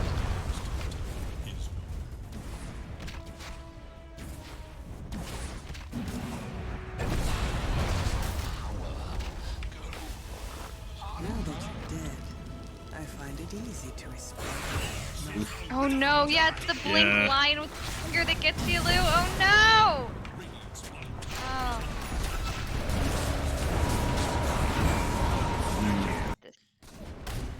Yeah, Boomer hands on the BKB here for sure. Yeah, absolutely. Yeah, all good. Yep.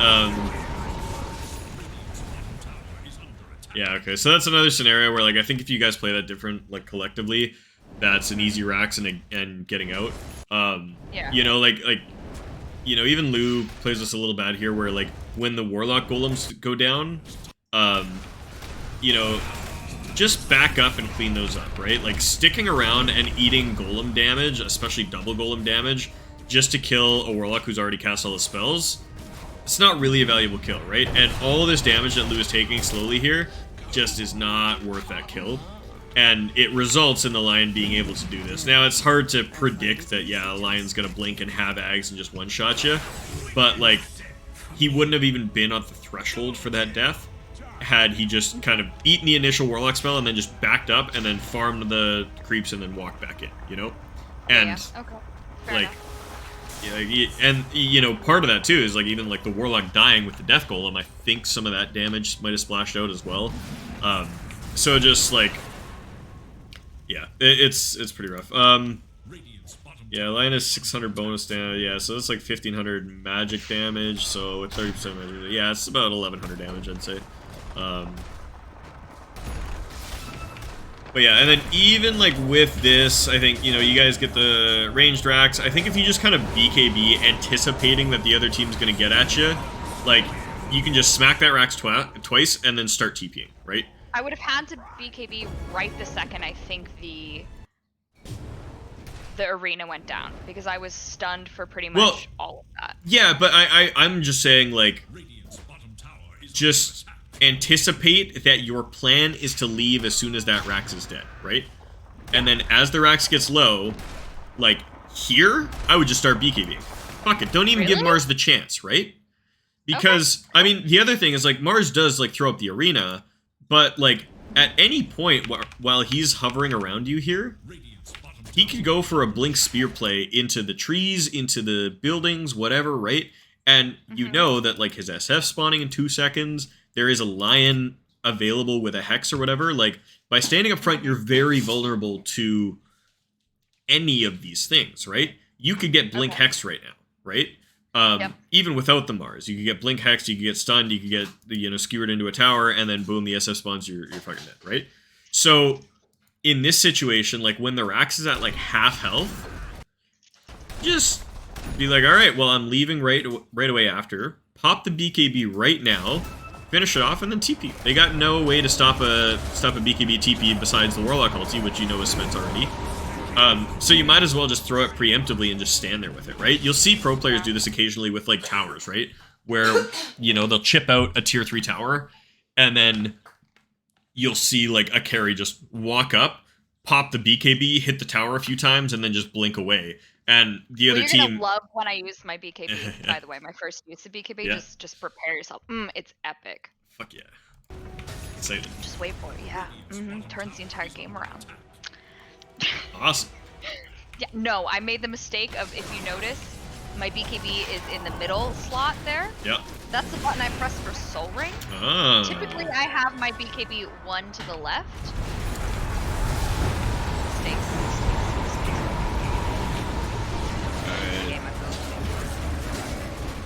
So yeah, Sniper just gets blinked on and murdered again. You guys got some buybacks, fortify, so you're gonna be able to hold for now. Oh no, Lou, this is it! Is this it? Is this? No, it's not. Okay, alright. There's a tragic moment, and I'm never gonna let Lou live it down. Sorry, Lou. But it's not this. I think we have more... I mean, this goes for another 10-15 minutes, so we somehow managed to hold our shit, so... It's the next one? Okay, alright. Yeah, so I mean, you guys are still ahead on racks, right? Both your top and mid lanes are gonna push. You guys are down by a shit ton of net worth, but honestly, at this point in the game, it doesn't matter a whole lot. I think one of the things that, like, I notice, and I think maybe it's just that I'm lucky playing Dawn with having this hero that, like, farms quite quickly.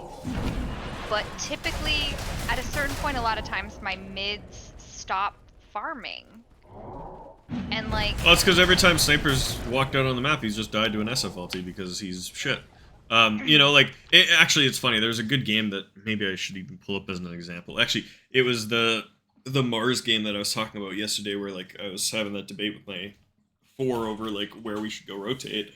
There came a point in that game where, like, you know, we just killed the other carry, like, 5 times in a row or something like that. And, you know, my 4 Goa, he was making the call, and he was joking about how, like, it's so predictable in games like that what's going to happen because, you know, you get to a point where the other team's carry is, like, working towards their BKB, right? They have, like, an Ogre Axe in their inventory. And you know that they're, like, just... fucking, like, monkey brain laser focused on, like, okay, I'm not showing up to a fight till I get my BKB, right? And then they just start TPing side lanes and just, like, farming side lanes like an idiot.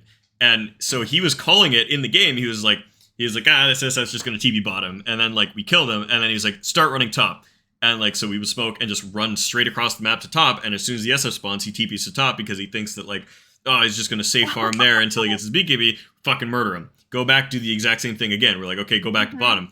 And it was, like, unbelievably predictable. And, I mean, I probably could have made that call if I was, like, thinking better. It was a 5 a.m. game, but, like, you know, Samir was on his fucking shit and was like, you know, like, let's just chase this guy around. And it was funny, because I looked at the match recap after, and, like, yeah, this guy gets his Ogre Axe at, like, 27 minutes or something. Doesn't finish his BKB until, like, 35.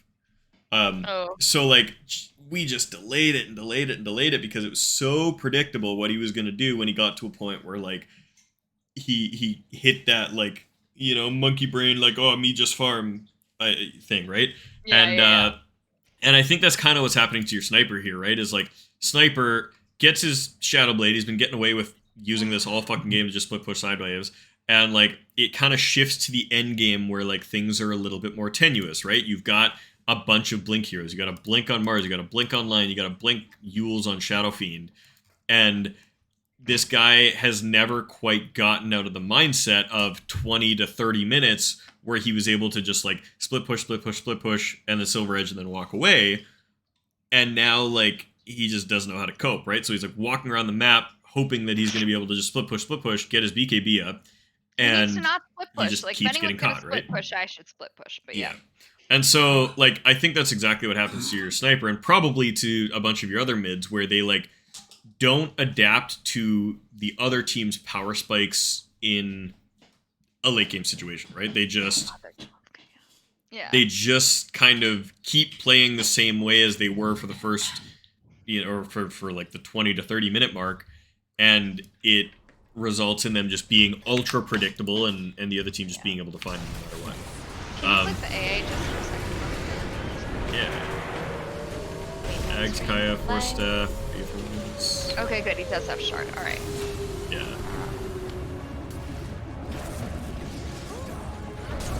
Shard and Ags. I feel like this AA could have built up here too. This Ags is a bit of a grief.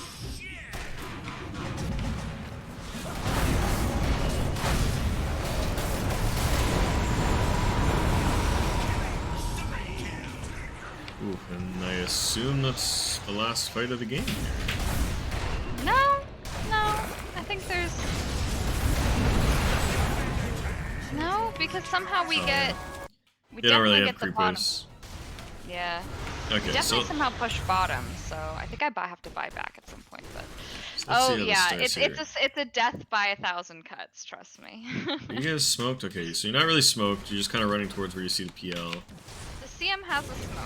I can't Blue remember why we sees did. the SF. It's a good silence. You guys got a really good PL killer here. Mars comes in onto your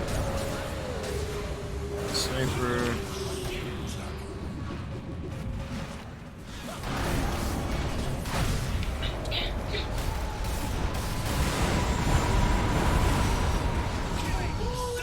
Yeah, I'm trying to.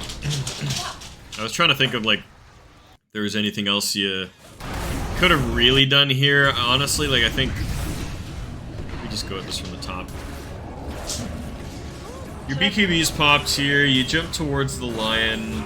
I might have just tried to prioritize the lion because at least you can burst him with a Starbreaker or two. This Mars is super tanky, but I understand going back, like Lou's over here and he's kind of separated and you need to protect him a little bit. I mean, his BKB is really short, it's only 6 seconds, so as soon as that wears off, you guys are kind of in a fucked position, and then, yeah, like, SF gets the refresher double ulti. Oof. SF buys his fucking shard, but never activates it. Classic.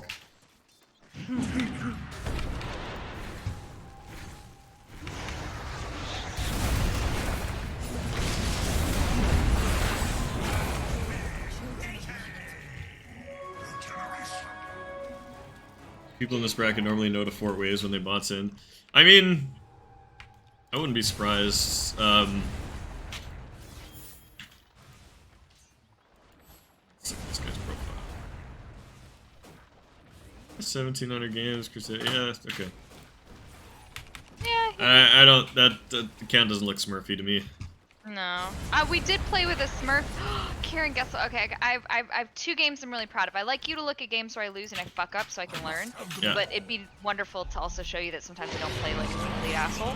But one, this week, Lou and I have won a game 3v5. We had 2 abandons. Shit.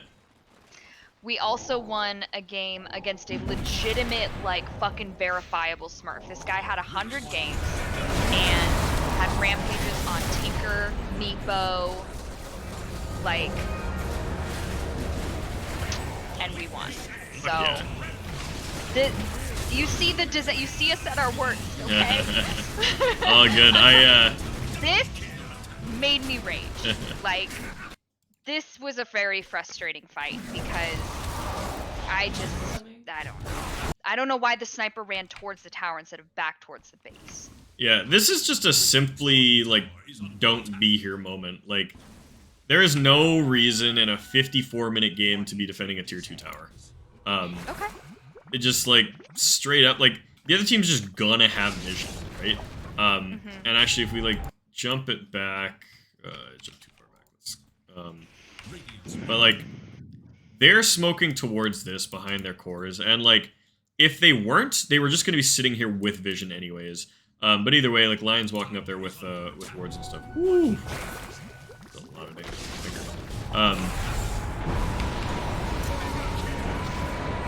But yeah, I mean, they like, you know, and again, like, CM's the first person in there, just gets bursted. Lou's doing an okay job, but can't do any damage here because of the Mars arena. He You guys get Mars, but he's got Aegis. And then it just kind of collapses, right? Like, I would say that they're stronger than you in, like, a lot of ways. I mean, we're looking at this 27k advantage in net worth. Why does he run? What is the sniper doing? He's running forward at this moment in time. And then just goes in and walks in full vision into the trees, expecting them to, not notice him? I'm not trying to pick on someone else, but the sniper was infuriating. Like, I'm gonna run back. And then he was Silver Edge, so no one could see him, and I think he saw the SF and thought he could get the SF kill, but SF just had, like, Wind Waker. What? But he was Silver Edge, that he should have stayed Silver Edge, but, like, then he starts ploinking the what? The fucking wave or the Mars or something? No, it's the SF here, because SF is, like, half health, and so Sniper thinks he can just get this kill. Which, honestly, he's probably right if the SF hadn't just picked up a Wind Waker, but SF gets away into the trees, and now Sniper's kind of just stuck. But even so, like, if he just BKB TPs here, he's fine. BKB, but he attacks from the trees, and then he BKBs when he gets gone on, and is immediately dead because heroes. Could he still TP at this point? No, somebody has an Abyssal? He got stunned through the TP? Yeah, there's a Basher on Phantom Lancer. Oh, okay. Alright. Yeah, and I'm terrible too. It's fine. Yeah, so, like, just gonna hit the tower.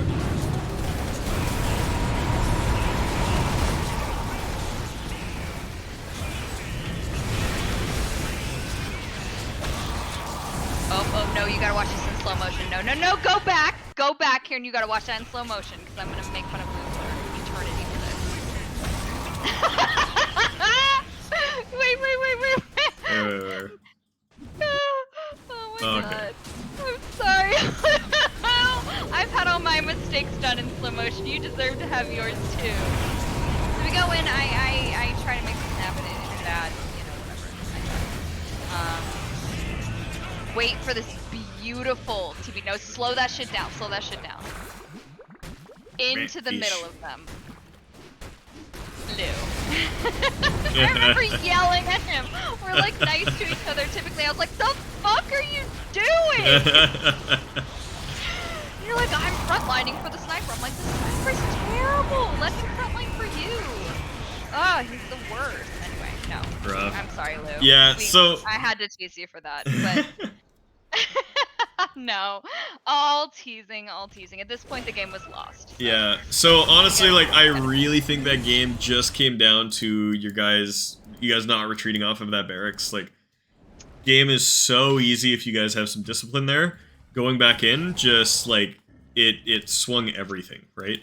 And it wasn't just the kills, right? It was the what else can you do with the map, and the what else can you do is get a DD go Roche, right? Yeah.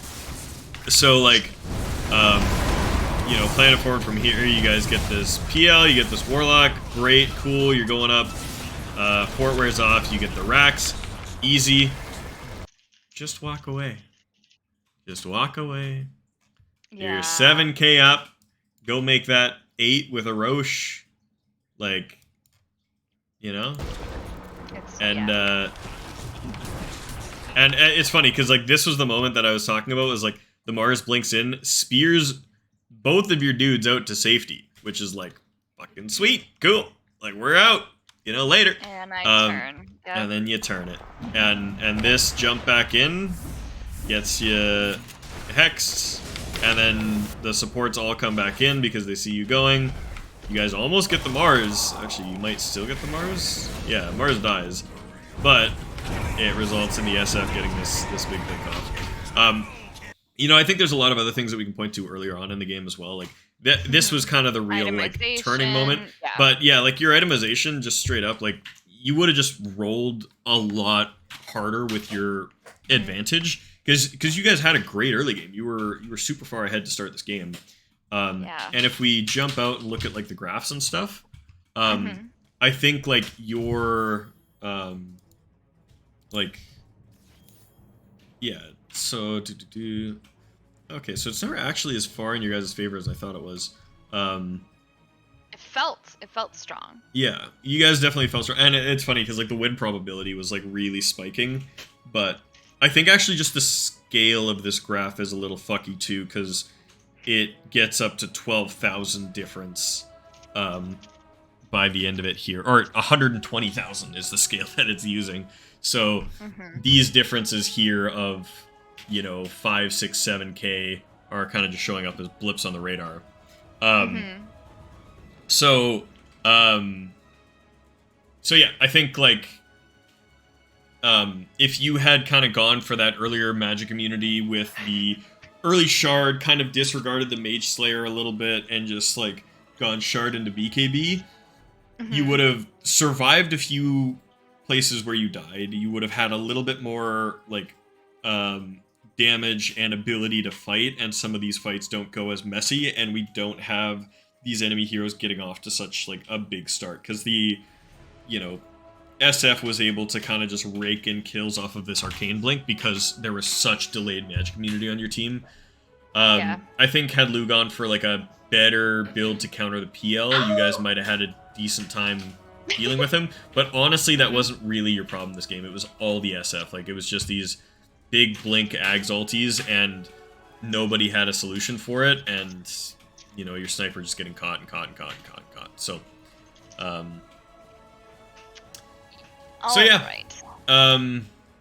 all good. How are you feeling? Do you want to go through another replay, or you want to go into a live game?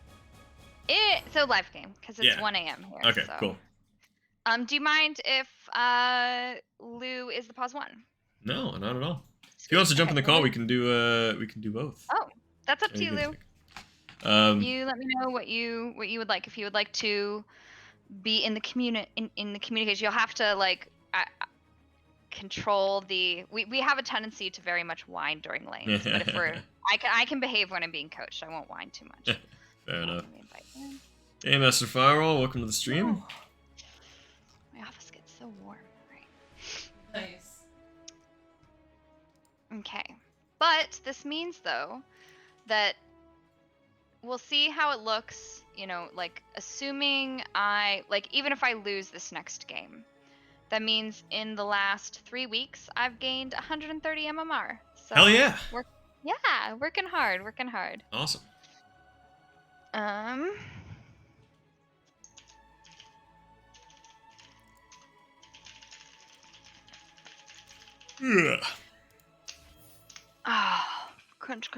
Crunch. Stretch. Okay. But yeah, still pretty good win rate with Dawn. And honestly, oh no, I think because I lost. Yeah, I lost a game or two on Centaur, which finally dropped it below 50, but my Sand King win rate is still 57%. So. Oh yeah. Sweet. Okay, I'll add Lou to the call. Hold on. How do I do that? Click the call. Yeah, go get add a person. Yeah, we might have to do a new call because I think it's like based on our conversation. Oh, no, okay. Alright, there we go. I think I did it right. Yeah, cool. Sweet. Okay. Excellent day. Alrighty. Hello. Hello. Nice. I'll queue us up. Sweet. Alright, let me turn myself off stream. Don't need the echo. Stream sniper. No, I do not want to hear myself back.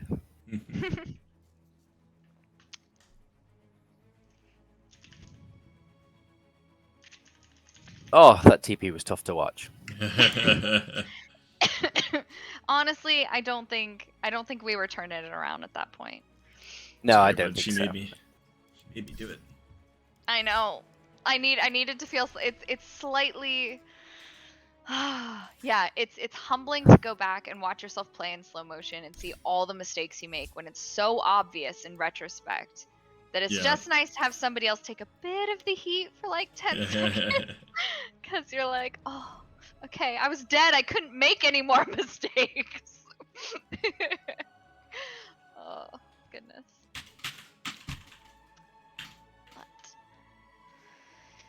Hopefully they don't ban Dawn like they did last week, because that was annoying.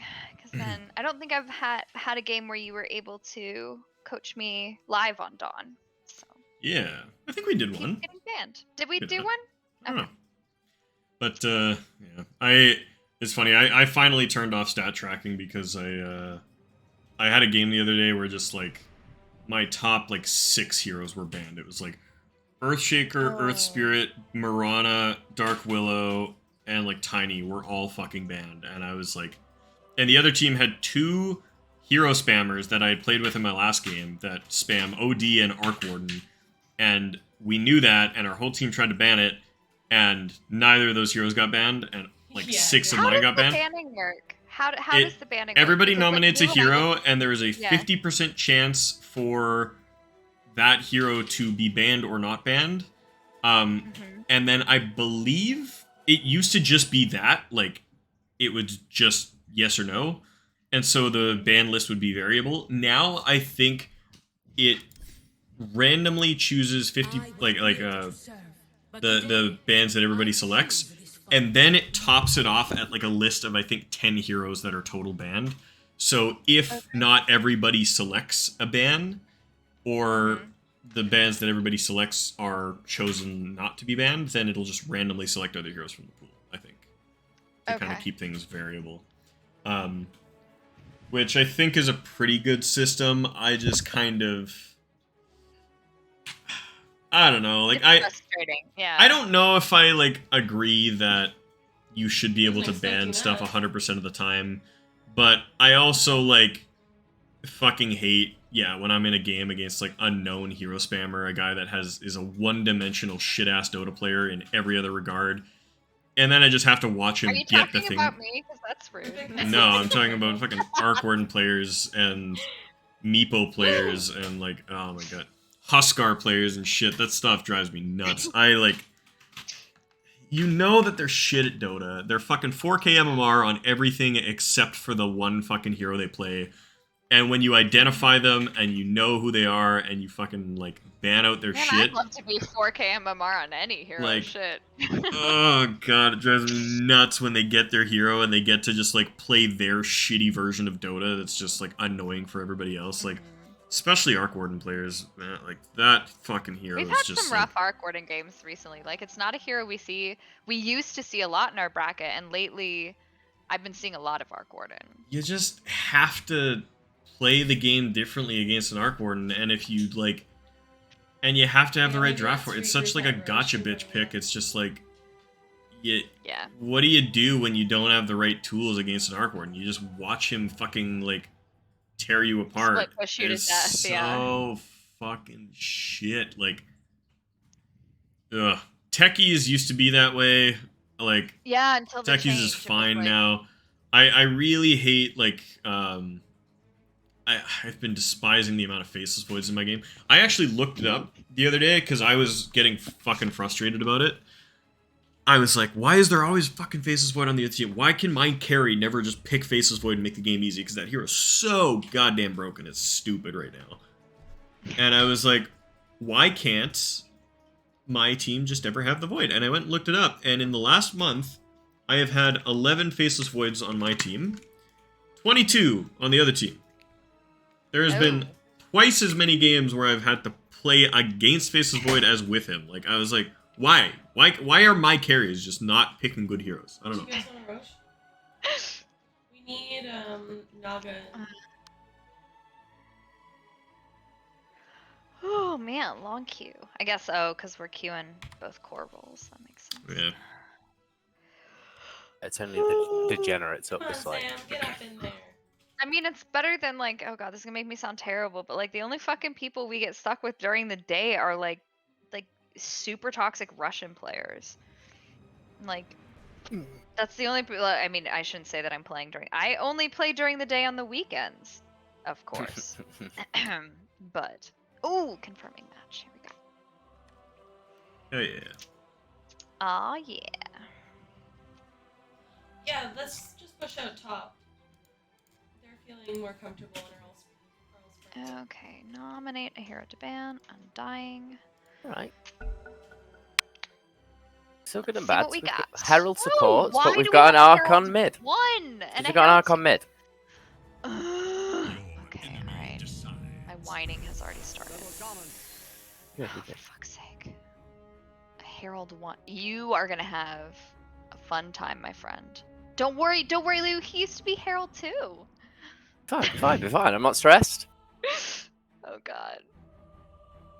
Hard support sniper, I will fucking lose my mind. Don't you? My favorite. Oh my god. Right, whatever. Whatever. Oh, please, can this, like, the Smurfy broken SF be on our team? Wait, no. What did Kieran tell me to play? 2 of these, this, a mango? Okie dokie. Alright. Oh no. Oh, I totally forgot. Disruptor. I mean, it's not Yeah? a big deal. I have a vocal lesson in just under an hour, so hopefully this game doesn't go too long. Oh god, you can't abandon us and they like... Then you better end it quick then. Well, we've got a Herald 1 hard support sniper. Legion Commander. That's So, fine. but they don't really. Yeah, but who's their carry? LC. I think it's gotta be a Legion Commander, yeah. Yeah, Quap that, mid. that really doesn't worry me, but we'll see. Probably this is what we're looking at would be my guess. Is that I'm guessing it's the Underlord Coddle off lane with a Disruptor LC safe lane. Yeah. But we will see. We will see. Okay, good job. He's like 15 and 5 on Shadow Shaman. Keep wrecking, boy. You can get it, Mr. Herald too. I'm gonna We ult and believe then in just you. try to hit the right. All right.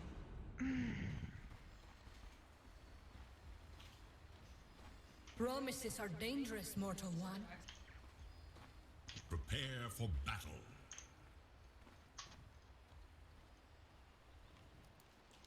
Lou, if I draw while coaching Jess, do you see this? I'm like drawing on the ground right in front of your face. No. Okay. Alrighty, good to know. No, even if we're at a party, that's annoying. I would expect you to No, be I able thought to see. I thought it would have let me see too. Yeah, because I see you. Hi. Thank you for the smiley face. Oh yeah, if I coached the party, it would have done it, but I don't think you can play ranked if you have a coach for the party like that. It's yeah.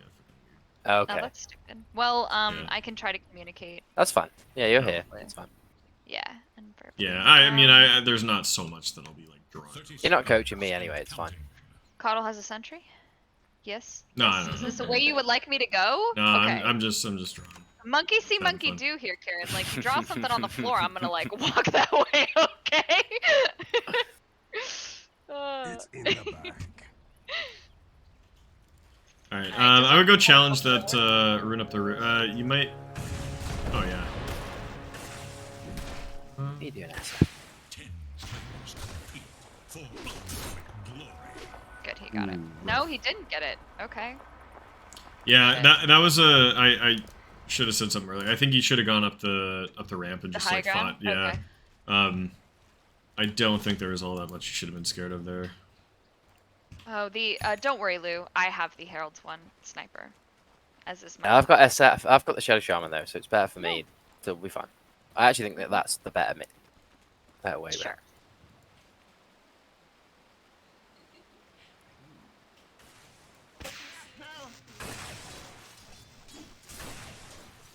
Yeah, this might legitimately be like a brand new Dota player. I'll save everyone. This sniper has 300 games and.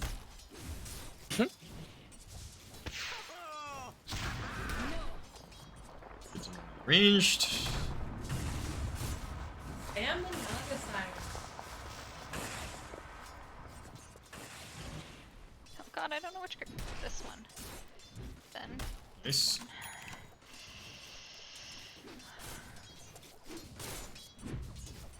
Come here, little beans. You come to me, please. I think you're doing okay. Just be careful not to like directly like man fight the Dawnbreaker too much. She or the mean the Legion? Dawnbreaker, the Legion. Yeah, she'll usually win auto attack trades just because of her E.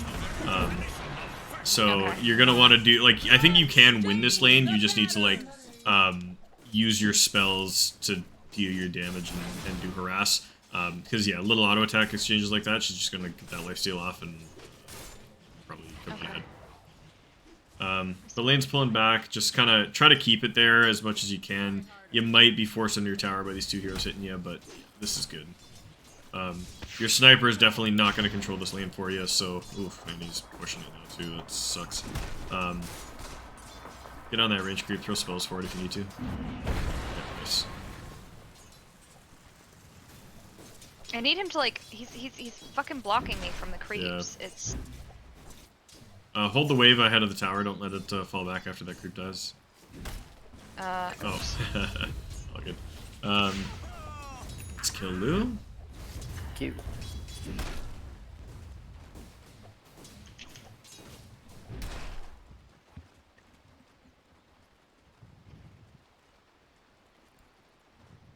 they pulled. Come here, beans. Little creepy beans.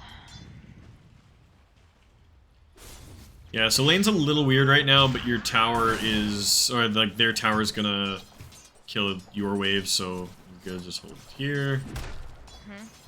Nice.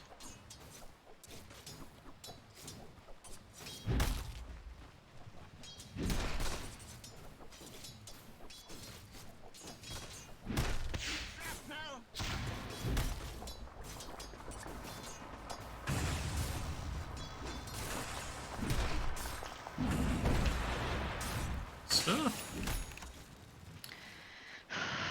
Yeah, it very much seems like you're not gonna get any kind of like proper control from this sniper. So kind of just play this as though you're in a solo lane here. Whatever happens to sniper, he'll probably die. He's pushing your wave. Just like kind of just burst these waves with him and you know, go your own way. So good. Get your soul ring coming. You might want to bring a sentry out too, just so you can deward that hard camp and like unblock There's it for none yourself. available. Oh really? Fuck. Yeah, he's got one, he's but got I don't one, know he if just- he doesn't know how to use it. Maybe I don't know.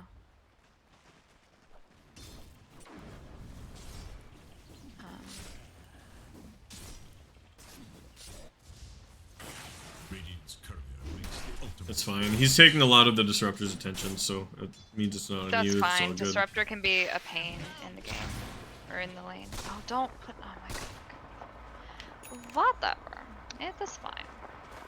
It is fine. It is fine.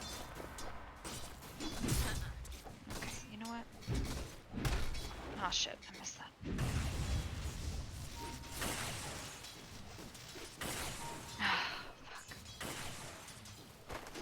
You're good. Just let the wave push back here. The Legion's clicking down a lot, so. This one still belongs to me.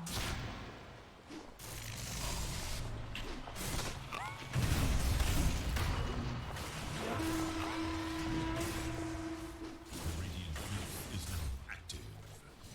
I think in little skirmishes like this, you're gonna want to just go on the disruptor. You probably have kill potential on disruptor, especially with 2 points in your Q and W. Okay. And Legion, like you can do some damage, but you're not gonna get the kill for sure.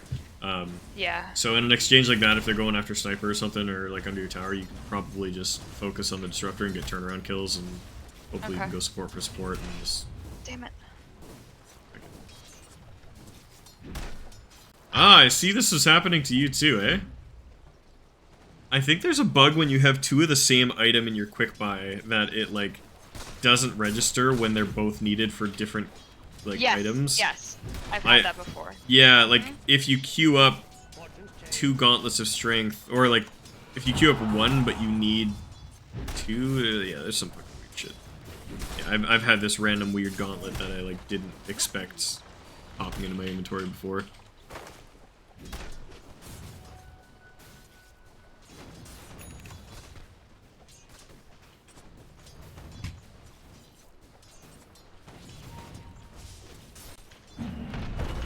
I'm just popping his clarity. Yeah, now back. How's your lane going, Lou? Yeah, fine. Okay.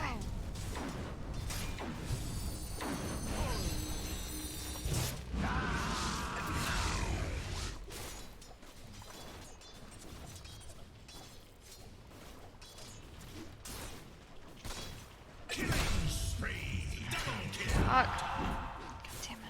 Merciful light.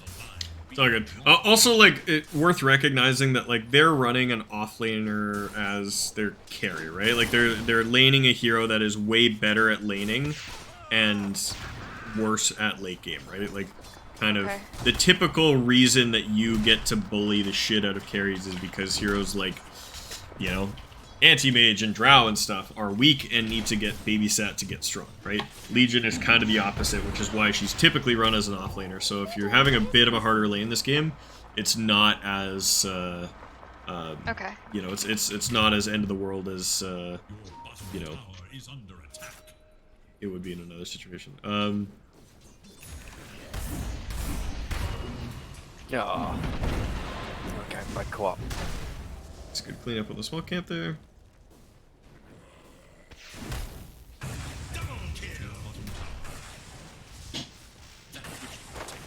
Also requires protection. The enemy attacks your bottom We're gonna lose the tower bot. Okay. Might be able to going get on? in. We just got ganked by co-op as the catapult's here. Ah, okay. Good timing. Legion has 6. I need to Now be we've really lost it. careful. You've lost the bottom tower.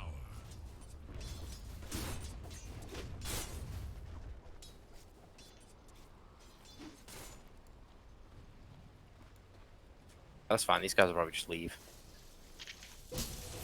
Okay. Shaman's fine.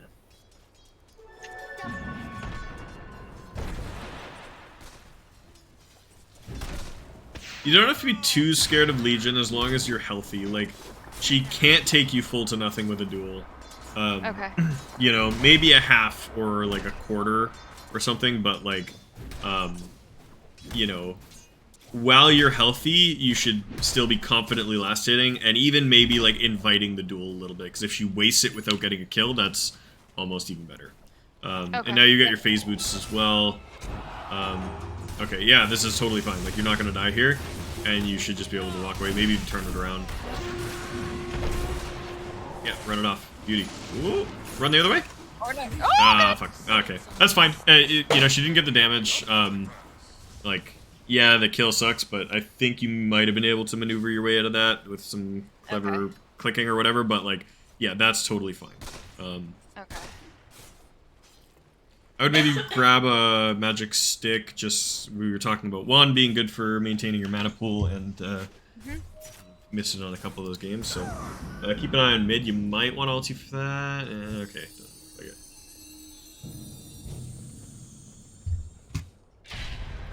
Do I want to ulti this? Nah, fuck your shaman. He's not worth it. Okay. And, yeah, fuck Dream Coils or something, you might want ulti for that, but, ooh. That was spicy.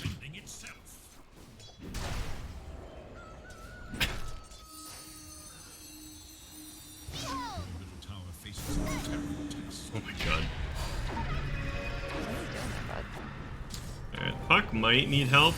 I think she's fine though. Puck's a baller. I'm just gonna ping this so he knows he can go in if he wants. Let me see. No, he's getting back. Okay.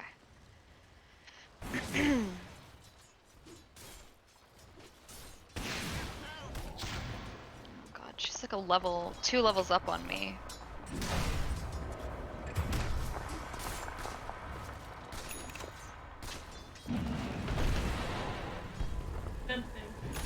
Oh, we gotta get out.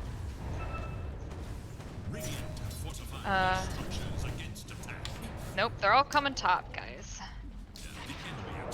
This is fine though. Like, you attract their whole team.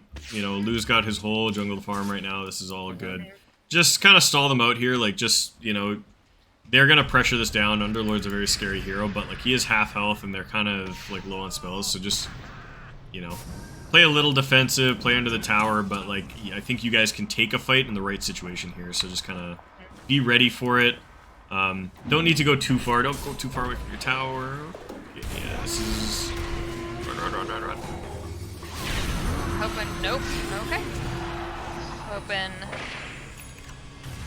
Yeah, no, you definitely shouldn't have run in there. Like, I was kind of trying to just get you to say, like, be ready, like, for them to dive under your tower and, like, kind of prep for that.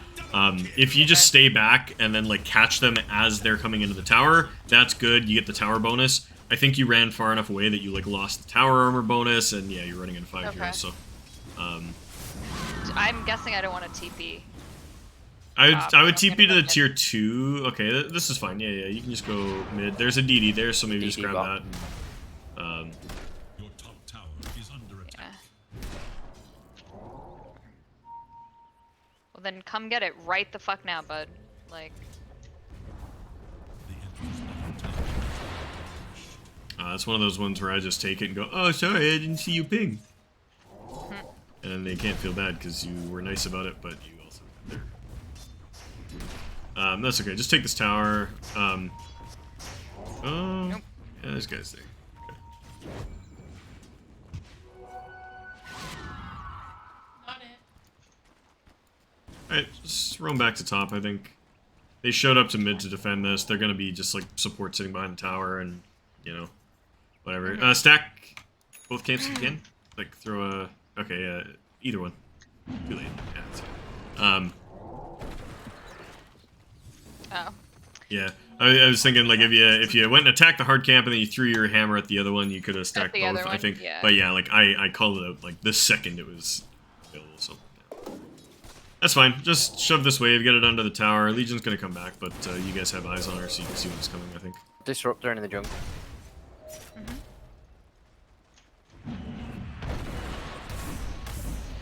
Lou, you might want to rotate top at this point, because it looks like they are starting to take notice of your jungle, and with the healing ward, you guys could probably get this tier 1 tower, and then open up the top half of the map. Okay, head over there. After that camp, I would probably just TP and then just... Yeah, I might be able to get the stack off on the ancients while I'm here too. No, just go to the... Just go? Yeah, Alright. just go straight to the lane. Legion's coming up there. If you guys can bait a duel and then get like an Omni Slash or something and then lay down a healing ward and get the tower, like that's going to be huge for you guys. So, Alright, I'm gonna show in lane. yeah, use that vision. Don't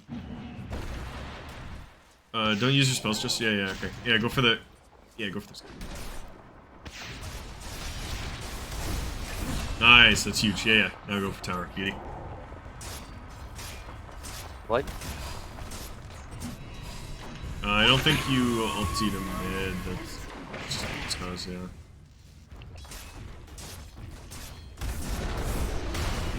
Jess, you can probably TP to mid now though, and then just like be ready to throw a hammer at the wave to delay it. You won't be able to like take an actual fight, but like you can stall it out and hopefully keep the tower from falling. The tower is under attack. Waiting on my fucking... Back top. Yep, I didn't want to get glimpsed. Alright, Cottles and our ancients. Probably just warded here. A shaman.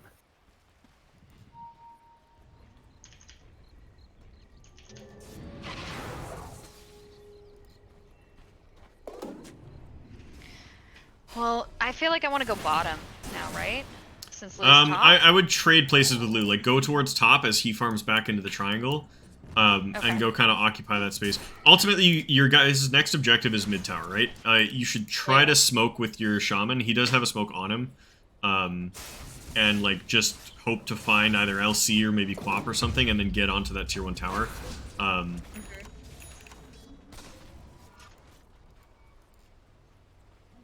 Regeneration.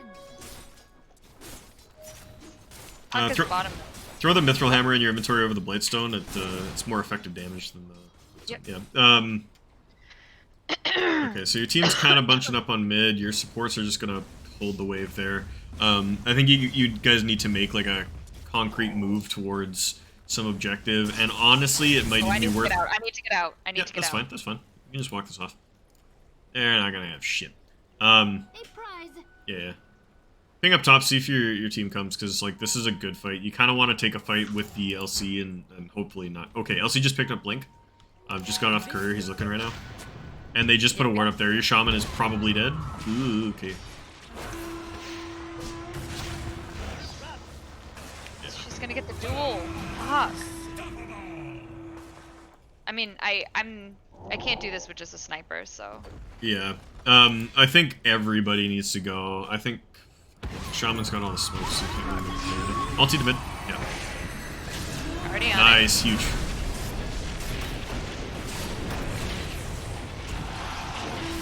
Fucking stunned for days. Yeah. Nice. All okay. good. All right. That's a trade. I'll take that trade. Yeah. Lou's rolling in it. You guys defended the tower. That's good. Yeah. All right. Yep. Get this tower. Get this tower. And you guys can probably Right. get their tower too if you serpent wards them. Oh, I was faster on the finger. I saved you there. I didn't get the heal out before my spin finished, and then got silenced. Oh my god. Careful, Lou. I'm pretty sure they have vision here. I'm coming. I'm gonna deward this. My god, man, just drop snakes! There's just a... There is a juicy wave top. Oh, shaman Yeah, I'll hurts my rotate brain. that.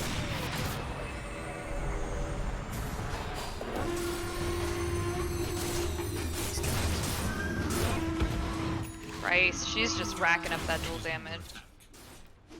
Like... Sparks that may blaze. Oh no, guys. The enemy attacks your middle tower. Don't really know what to do. Don't really know what to Just do. get out. Middle tower has fallen. Like... We need the puck with us a little bit. He's Yeah. always kind of on his own. Now you're gonna fucking coil. Whatever. You know, it's not my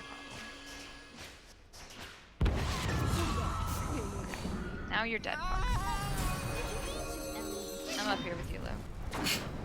Let the world end Holy. now. It matters not to me.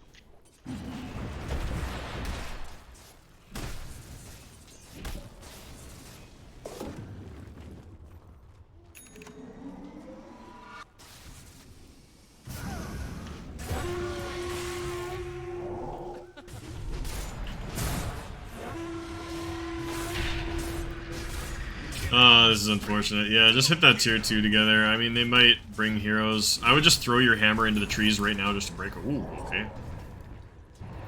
Run away from that. Lou, get back, get back. They're all coming. Okay. Leave the I'm wave, around leave there. the wave. I got spin. I got spin. Yeah, it's like the fucking... Oh fuck me! I Oh, didn't press my damn T. Oh, they just smoked there. They just smoked there. Run away, run away, run away, run away!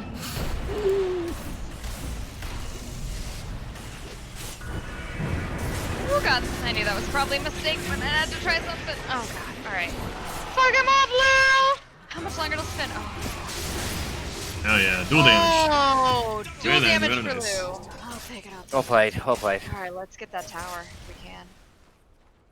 Dire structures are fortified. Oh, Oh my gosh. That's it. Just run up there and take Lack it. of anyways. fucking Yeah, vision well. here. Like,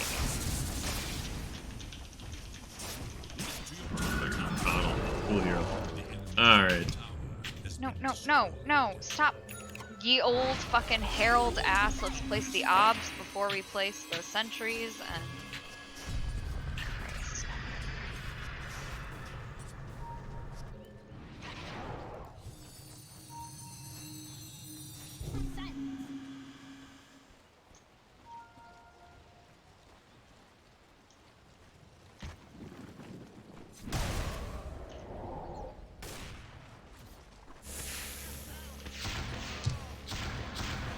Okay, Cypher just threw all 3 shrapnels in the exact same spot. Thinks they stack. You know what? I did that too when it was like my first 5 games of Dota. Okay. Just farm. Yeah, just chill against some of these camps.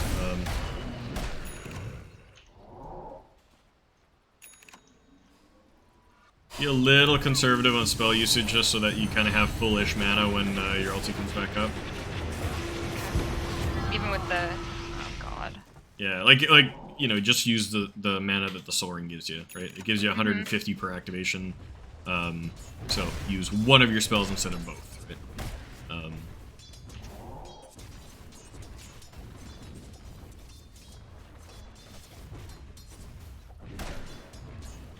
Whack this tower a little bit. Looks like they're all showing on mid. You guys are probably losing to tier 2, but that is unavoidable at this point, so... Hello? I'm A-clicking my fucking hoops. Do you mind? Is under attack. Long has that Just go back and hit the tower. Just hit it. Yeah. Okay. Probably tier 2. Okay, now you just like leap out over the trees or something? Okay, that's fine. Yeah, you just go that direction. Cool.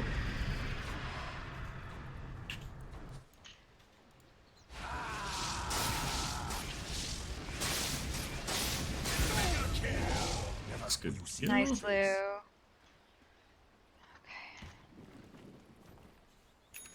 Being a big old noob there. Follow that up. You should get your shard off of this camp, or I guess this camp plus a little bit more. Okay, but LC's there. Oh god. Oh god. Good. I got LC and Underlord top. Sweet. You could probably TP to bottom and take the hard farm down there. Yeah. I'm gonna walk, honestly, I think. Just TP. It's faster, and then you'll have your ulti if there's a fight or anything. And then you can bring yourself like a I was TP more with worried your about shard. the mana from TP. Yeah, whatever. Okay. You can use all the extra gold that you get by farming quicker to buy clarities. And a TP. Bring yourself TP.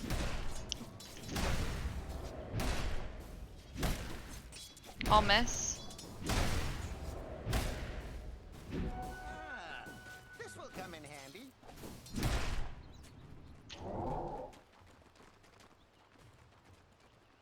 They're heading my way. See him? You're fine. These guys are smoked. I'm just like tucked in behind them because I'm not smoked. But if they Okay. go in, I'm going to join in. Leash? Yeah, well played. Ulti for that, yeah. Yeah, ulti? Yeah, nice. I'm going to kill LC again.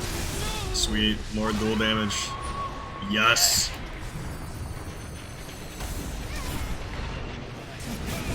Get fucked, Carl. Lose fucking Jack. Let's go. I need help. I need help.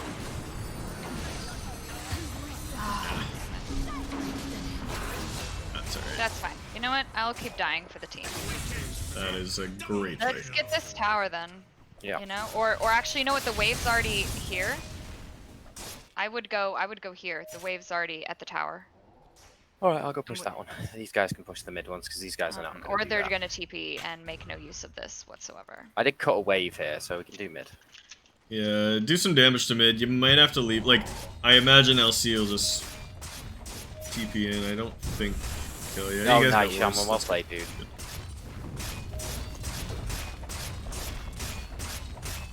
Cool. Very nice, very nice. No, there's no better. Okay, that's fine. I don't have ult, so be careful. Easy call. Let's see that again. Hell yeah. Okay. Let's swing bottom. I think you guys should just go Roche. Oh, okay. Roche, Yeah, that's a shit. good call. Okay. Yeah. Yeah. I think, yeah, like bottom's just tough because they have Underlord and Coddle, right? So they can just like spam wave. It's like, it's really hard for you guys to accomplish anything, but with LC and Quap dead, there's no real way for them to contest I'm the coming. Roche. I'm coming. I'm sorry. I TP'd to the outpost. It's gonna be slow. I think Luke can get us started on his own though. Healing ward in a few seconds. Healing ward. I've got it, yeah, we'll be fine. Yeah, you guys definitely need to be there for him though, because they could spawn soon and be there. This could turn into a bit of a disaster without vision. Up to you guys if you want to risk it. Like, the safe play would be to just kind of back out and wait for you guys to establish vision, but I think you're okay. Quap just showed bottom, so Yeah, I think we're good. yeah, I think you're okay. You can only tell at our level because the ones who are alive just come here. Yeah. Alright, good stuff. Now I would play to top, because you have a wave there, and you want to get the outpost. You can get the outpost actually right now, because the mid tower's gone. Underlord just showed, you might be able to find him. We don't have the puck. Or the shaman. If you go, they will come. Oh, that is so optimistic. Also, like, their Underlord's the highest level on their team. They've not really been farming. Easy tower, cool. Yeah, go clean up bottom now too. Nice. Finish that outpost. You didn't actually Oh get it. fuck, sorry. Yeah.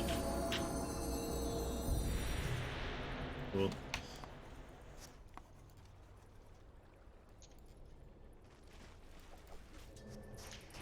Sniper as a skull bash. Yes, my guy. So much fun. You feel our pain. Oh man, that's so funny. I'm not even blaming this guy because like he legit looks like he just started playing Dota yesterday. So like, whatever, man. That's Why? fuck. Why is he still? Go back, here? guys. Don't go in. Don't go in.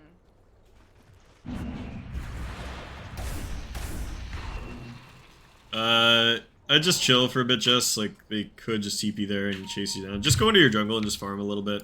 You guys are down your puck. You would need your BKB, so, like, I would just sell off that Gauntlet of Strength and start getting BKB components, and then, Fortunes change.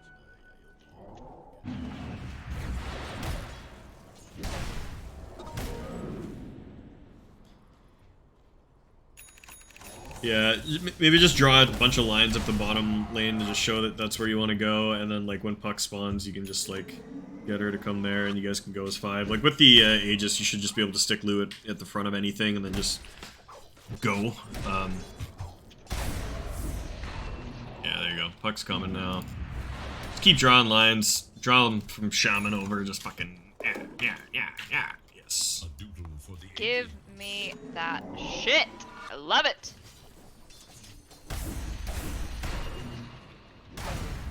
She's on fire!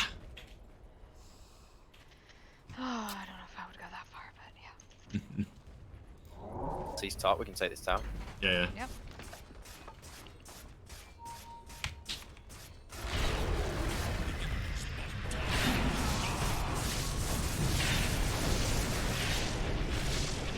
Can you finish him? Or I just didn't want to get Just stuck burned on him the down sides. with the Cloak of Flames. Yeah, That's great. I just walked close to him because.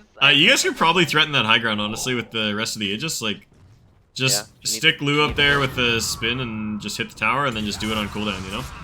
Hit. Don't worry too much about Quap. Just... Yeah, you're fine. Cool. Yeah, heal out. Whenever you guys got Aegis. Oh, and boom, always slash. Yeah. This is good. Okay, that's fine. I'm coming back. Let's get the LC. I could use some help, please. Oh, nice. Yeah, that's 3 I for haven't nothing. got my heal And for 40 Quap seconds, blinked but- in. No! Whatever. That's like, fine. That's yeah. fine. fine. I'm the sacrificial lamb this game. That I will is so fucking take it. fine. Yeah. You guys just got know a free what? Rax I with set that. up good shit on my Nice. team. You shit on your team? What? Success. Alright. Get the whole Raxin. Get the whole Raxin. Lou, you can put your Wraith Band back in your inventory if you'd like, and I can only tell this to you because I'm dead, so I can micromanage you. Don't you love when I do that? Oh, I love it, mate. No, yeah, it's right. It's Wow, I'm still gonna be. 4v3. Just leave, yeah. Yeah. Or, Yeah, leave back, it, guys. leave it. yeah, don't even turn around to like consider what they're doing, Lou. You vamos. More. Is he going Ags? He's got Basher Ags, so he's fucked now. Farewell. I'm gonna push out top, maybe? Yeah. Honestly, Yeah. I'm just gonna fucking TP away. This is terrifying. Just get out. Just get out. Lou, do you know what like the timer was on your Aegis when it died? Like it was like what, like a minute left or so? Yeah, I had about a minute left, yeah. Okay, so you guys are probably about 3 minutes off of a Roche minimum spawn. I would say probably 33 or yeah, 33:30 to 36:30 is probably the Roche window. So I would just work to like reestablish yourselves top a little bit, like when your supports spawn and fucking get back across the map, like you can step into their jungle, get that outpost back, get a few wards up, and then you should be pretty close to Roche spawn. So yeah, don't go too deep into the jungle right now since you're alone. You see a lot mid actually. You can probably go up there and like farm I'll come and in, take that. yeah.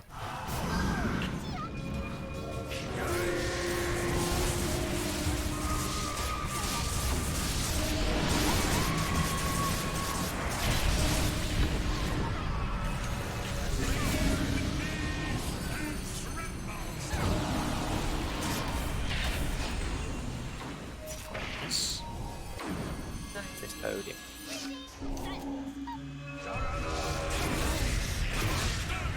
Good stuff. Oh man, Come he's on, a Ultra, monster. give me the rampage!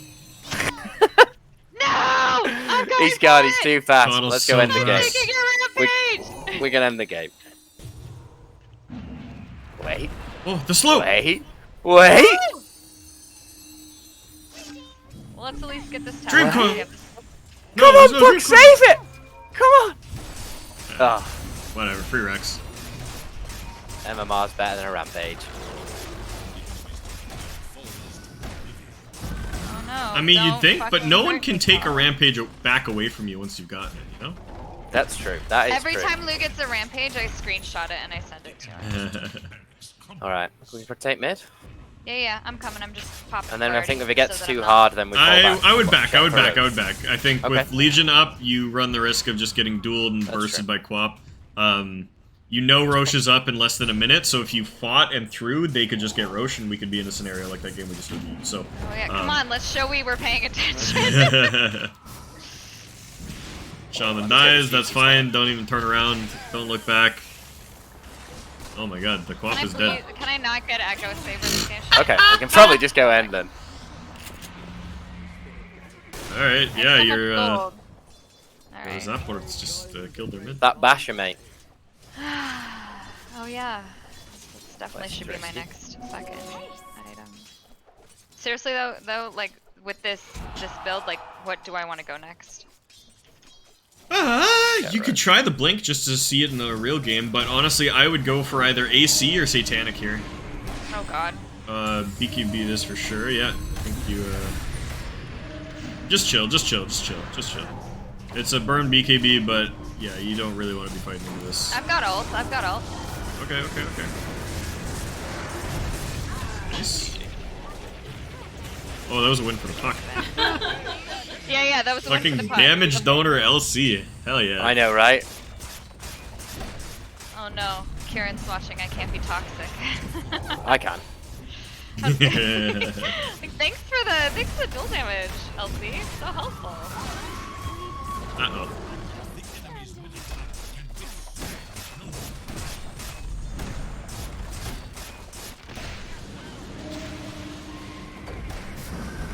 Oh, just let me hit him with the move, the range.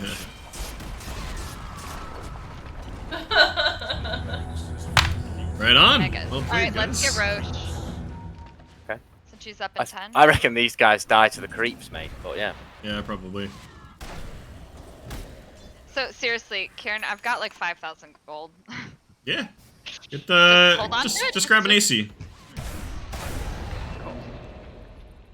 Their carry is a lot of physical damage, and you know, make Lou happy, give him some attack speed.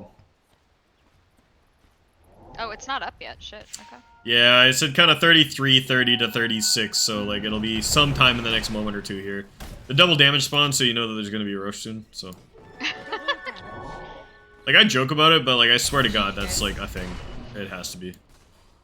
Some Valve engineer was like, wouldn't it be funny? And just like program that shit so like a DD always spawns on the minute the Roche spawns.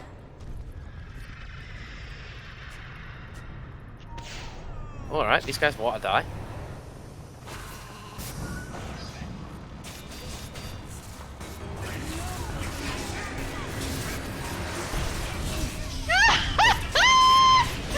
Oh yeah. Our Shadow Shaman has fucking. Dual damage, baby! Alright, let's just have a little roundup of dual damage before. Oh, you haven't got any jets. We've got Shaman with 38. No, because I'm the one I've got saving you. 56. I think. Hook's 28 got on some. puck. Yeah. Yeah. Sniper got any? No. And 130, so I think there's more damage on your team than there is on theirs.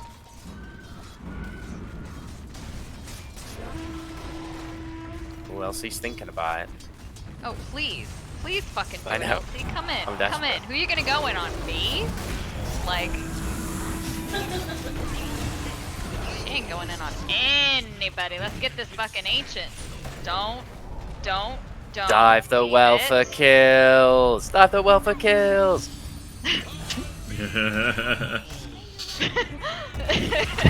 It's fine when we're fucking 35. Oh, 35, 33. What? It doesn't feel like it was that sort of game. I went 21 and No. 1. Oh, well, I was feeding, so thank you for carrying. Space create. I mean, a lot of it was the kill allocation, right? Like, the other team got some kills on like Queen of Pain and Underlord and stuff, but like, all of your kills were on your carry, and like, Lou had a great lane and stuff.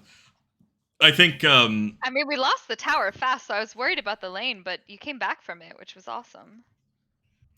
yeah, I think really like what I observed in that game was I think you guys just had really good like I think Lou, your play as a carry that game really was what kind of drove it, because when I called for you to kind of get out of bottom and just TP to top, and you were like, oh, I can stack ancients, I was like, no, just go, right? The other team wasn't expecting that, and that early rotation from a carry can be huge, right? Because you killed the other team's carry, got a tower, and then opened up a whole area of the map for yourself to farm. So even though that Underlord had kind of taken your lane a little bit, and like he had the tower and they controlled that space, you just made a whole new universe of space for yourself, right? And then that Legion really never challenged the map. She didn't really leave top. Like if you kind of watch her movements over the first 20 minutes of the game, even after the lanes broke down, she kind of kept going up there, right? You guys were pushing and pushing, and you got up on that tier 2, and you were, just slowly kind of chipping away at the jungle. And instead of just fucking off to your side of the map or like smoking for kills like an LC should, she kind of just kept staying in that area and getting choked out, right? She was just eating the table scraps of creeps that made it to her tower, which meant that you were just farming so much better, and you guys were taking fights because you were in a better position. I think overall, like, Jesse had a pretty good game. It was a tough game because your 4 was very much just not present, and was just feeding your lane and stuff. And honestly, like, the rest of your guys' team was ass. Like the fucking the shaman, the sniper were just doing nothing. They were just dying kind of constantly. And I think what really brought the game back was the fact that you kind of just played off of each other really well. It was like, don't care what the sports are doing, let him die, let him die, let him die, let him die, let him die. And then Lou goes to a fight that he feels comfortable with, and then you ulti in, and like honestly, the two of you were killing most of their team. So I would just like to give Lou a shout out for now his 3rd or 4th game this week at over 1,000 XPM. Thanks, mate. God Thanks. damn. Appreciate it. Yeah. That was an easy game, mate. Those guys had no clue what they were doing. The team we played. But yeah, we did do some sweet stuff. Got it. How long did we play for? 36 minutes. Yeah, smashed it. I think the one like big kind of critique and thing that I would kind of keep in mind, Jess, was like, it definitely felt like you were panicking a little bit at the fact that you weren't the strongest hero on the map, right? Like your lane kind of didn't go super well. You were getting pushed in a little bit. The other team showed up to like push your lane down. And remember, I was kind of saying like, okay, just be ready for them to come, but like be there, just like be in a defensive position. And you kind of just jumped at him. And I was like, what are you doing? And you ended up dying just kind of next to that tier 1 there. I think had you been like just postured back under the tower, and everybody was postured in kind of in a nice arc around behind your tower, and you force the other team to kind of walk up and push, and you guys maybe forwarded and you cut out a couple waves, chipped them down a little bit, and then you jumped in with somebody who was like half health or something like that, you probably could have like made that position work for you guys. But it was very much like it seemed like you were either playing as you were the strongest hero, or you were just terrified and didn't know what to do, right? Yeah, it's there's a middle ground there. Like and I think probably Lou will agree with this, where there are games where I feel like I don't play, like, not that I don't play well, but that I don't feel strong. Like I don't feel like I'm not the playmaker, right? I feel more like a facilitator, where I save the people I need to save, or I set things up, and maybe I die, but like I set it up so it's like in this game where it's a trade of 4 for 1 or 5 for 1. And it feels bad to play that way, but we win it. And so like I'll look at my, net worth, my KDA, my GPM, I'm like, man, I just played terribly. And then I have to remember, like, sometimes when you play that like facilitator of the win versus the one like executing the win, I don't know, it can feel really bad and you can feel like weak, like you're always dying and you're not doing well. But I guess if you get the win. Yeah. Oh Yeah. shit! Thank you for joining into the staff. I think the yeah, and you know, those kind of games where you feel like in the middle, I think what you really got to look for is just the little like inherent kind of map and positioning and like numbers advantages that you can get to turn fights in a game, right? Like, you know, if you are behind, then don't fight in a position where you have to fight up a high ground, right? High ground gives auto attacks an inherent 25% miss chance, right? So auto attackers are less effective fighting up a high ground, plus there's vision issues for casting spells, etc., right? So just woman without a dick. I'm not trying to distract Oh god, from this your is great. stage advice, but this is just like, Oh,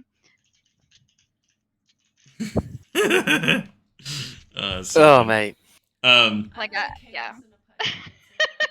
Oh, Torlak, it's just the Legion commander on the enemy team. So Torlak doesn't play Dota, so give me like 30 seconds. But the hero in the enemy team kind of functions like he runs up to somebody, or she runs up to somebody and she duels them, and it basically forces that person to attack you. And if you win, you get this extra damage called duel damage, right? But their Legion, but if you lose, if you run up to somebody and you duel and the enemy wins, the enemy gets the extra damage, the extra duel damage. So this Legion was playing quite poorly and ran around the map giving extra damage to our carry, to our mid, to our pause 5. And so he informed me that he would like me to suck his enormous cock at the end of the game. And I told him that his cock needed more dual damage because he did quite poorly. And so then this has devolved into a conversation about penises and gender. So, and apparently people need to ask what sex is. So this explains a lot. Good lord. An existential crisis, if I'm honest. But yeah, so the point I was making there was like just like looking for those advantages that can help you turn a fight when your numbers are lower than the other teams, right? Towers are a good example of that. Towers do damage and they give you an armor bonus. So if you fight under a tower, boom, you guys are going to perform better than your stats would otherwise dictate if you fought anywhere else, right? Similar to if you're fighting up a high ground, or if you have an advantage against, or like if you have a numbers advantage, right? You have a smoke gank, so you have 3 versus 1, 3 versus 2, whatever, right? And I think what like you kind of seem to struggle with there is when, you know, you aren't feeling as strong, when you haven't had as good a lane, when you're not quite as farmed, and you're not like immediately ready to, you know, jump on somebody. You're struggling with how to get shit done, right? You're like, how do I get shit done when I'm not the strongest person? And I think those are the ways, right? So in that situation where you were under that tier 1 tower, I was kind of saying like, okay, play backwards, make them come into you, make them take some tower damage, use that armor bonus that you get from the tower to accentuate your existing stats and be stronger, right? And when you jumped away from the tower, you lost all that advantage, right? You lost the positioning, you lost the armor, you lost the damage from the tower, and therefore the other team's stats being higher than yours and their numbers being higher, because it was 5 on 3, that's what turned it, right? So just kind of think about those. I think when you're in kind of losing situations, or situations where you're just marginally behind, or even just not the strongest tier 1 on your team, think about what you can do to kind of turn that, right? We need to take a fight on high ground. We need to take a fight through smoke. We need to take a fight in our base. We need to, you know, do that sort of thing, right? And these are the things that will allow you to kind of turn some fights here and there and maybe turn a game around.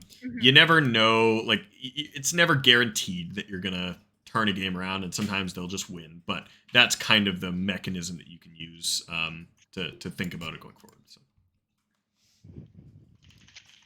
Let me think. Okay, so when I'm summarizing my notes from today, Yeah. into one thing I can focus on for next time. I know this game was a bit different. Is it just kind of like what you just mentioned about identifying those, like the kind of like the opposite of what you went through in the game where we lost, like identifying those turning points? Yeah, Where I think you can so. kinda And like, nudge things- okay. yeah, and I mean, both of the games had very pivotal kind of late game decisions to be made, right? Um, Mhm. you know, a few times in this game, I was saying like, a few times in this game that you just played, I was saying like, okay, like you probably shouldn't do this, and you kind of got away from it, got away with it because the other team was sloppy and like just gave you kills, right? Like Yeah. when you guys were going for that third barracks, and I was like, you should probably back and Roche because if you throw this, the Yeah. game's over, right? And so you did, and then what was it? The Coddle just like force staffed out of the base or something. And you guys just turned around and got a free kill, and it was like, okay, well maybe now you can do it because they're fucking dumb and they just threw themselves at you, right? But Yeah. like, you know, whatever. And again, like that initial Roche call, like I was kind of trying to say like, everyone should go Roche, but like you got caught kind of walking towards bottom, so you were really far away, and Lou started it on his own. That could have been a disaster as well, right? If they had a ward up, they saw Lou go in there, and you guys were all the way across the map, could have gotten really ugly. So I think like just that late game decision making is pretty key. And what I would kind of look to like inform those decisions is just like you know, what's safe, what could the enemy do, right? Like respecting kind of the like anything that they could throw at you. There was that example that we looked at where you were hitting that Rax, and I was like, just BKB to finish it and get the fuck out, right? Because not only is there a Mars just sitting there, but there's also a Lion in blink range with a Hex, right? There is nothing to stop them from just killing you. So, you know, and kind of the same thing was true with like, you know, Lou with that Roche, or you guys hitting that tier 3 there, where like you guys just felt strong and you kind of had the adrenaline of just like, yeah, we're killing everything. Let's go, let's go, let's go. But you missed the kind of like just continue to respect what could happen when the other team is like all together, right? When they've got their shit together, when they're not scrambled. And, you know, sometimes you just like get them and they die, and, you know, okay, cool, they do something stupid. But always respect the best case scenario for the other team, right?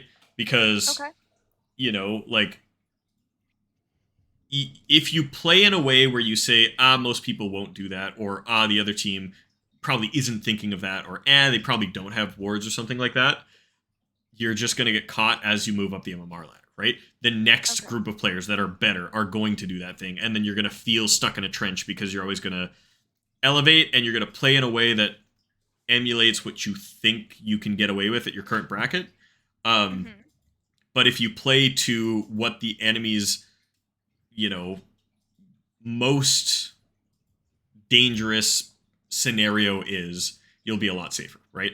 I think the big example from that first game we reviewed was, you know, you guys got that kill on the PL at the tier 3 mid, and then you all fucking gathered up for the Mars because you were just on a roll and you were like, let's go chase the Mars, his BKB's down.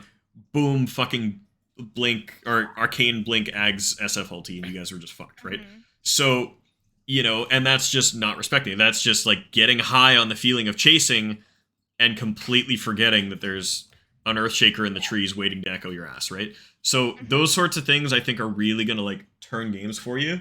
And like just having some of that respect for the opponent will decrease the amount of throws you have.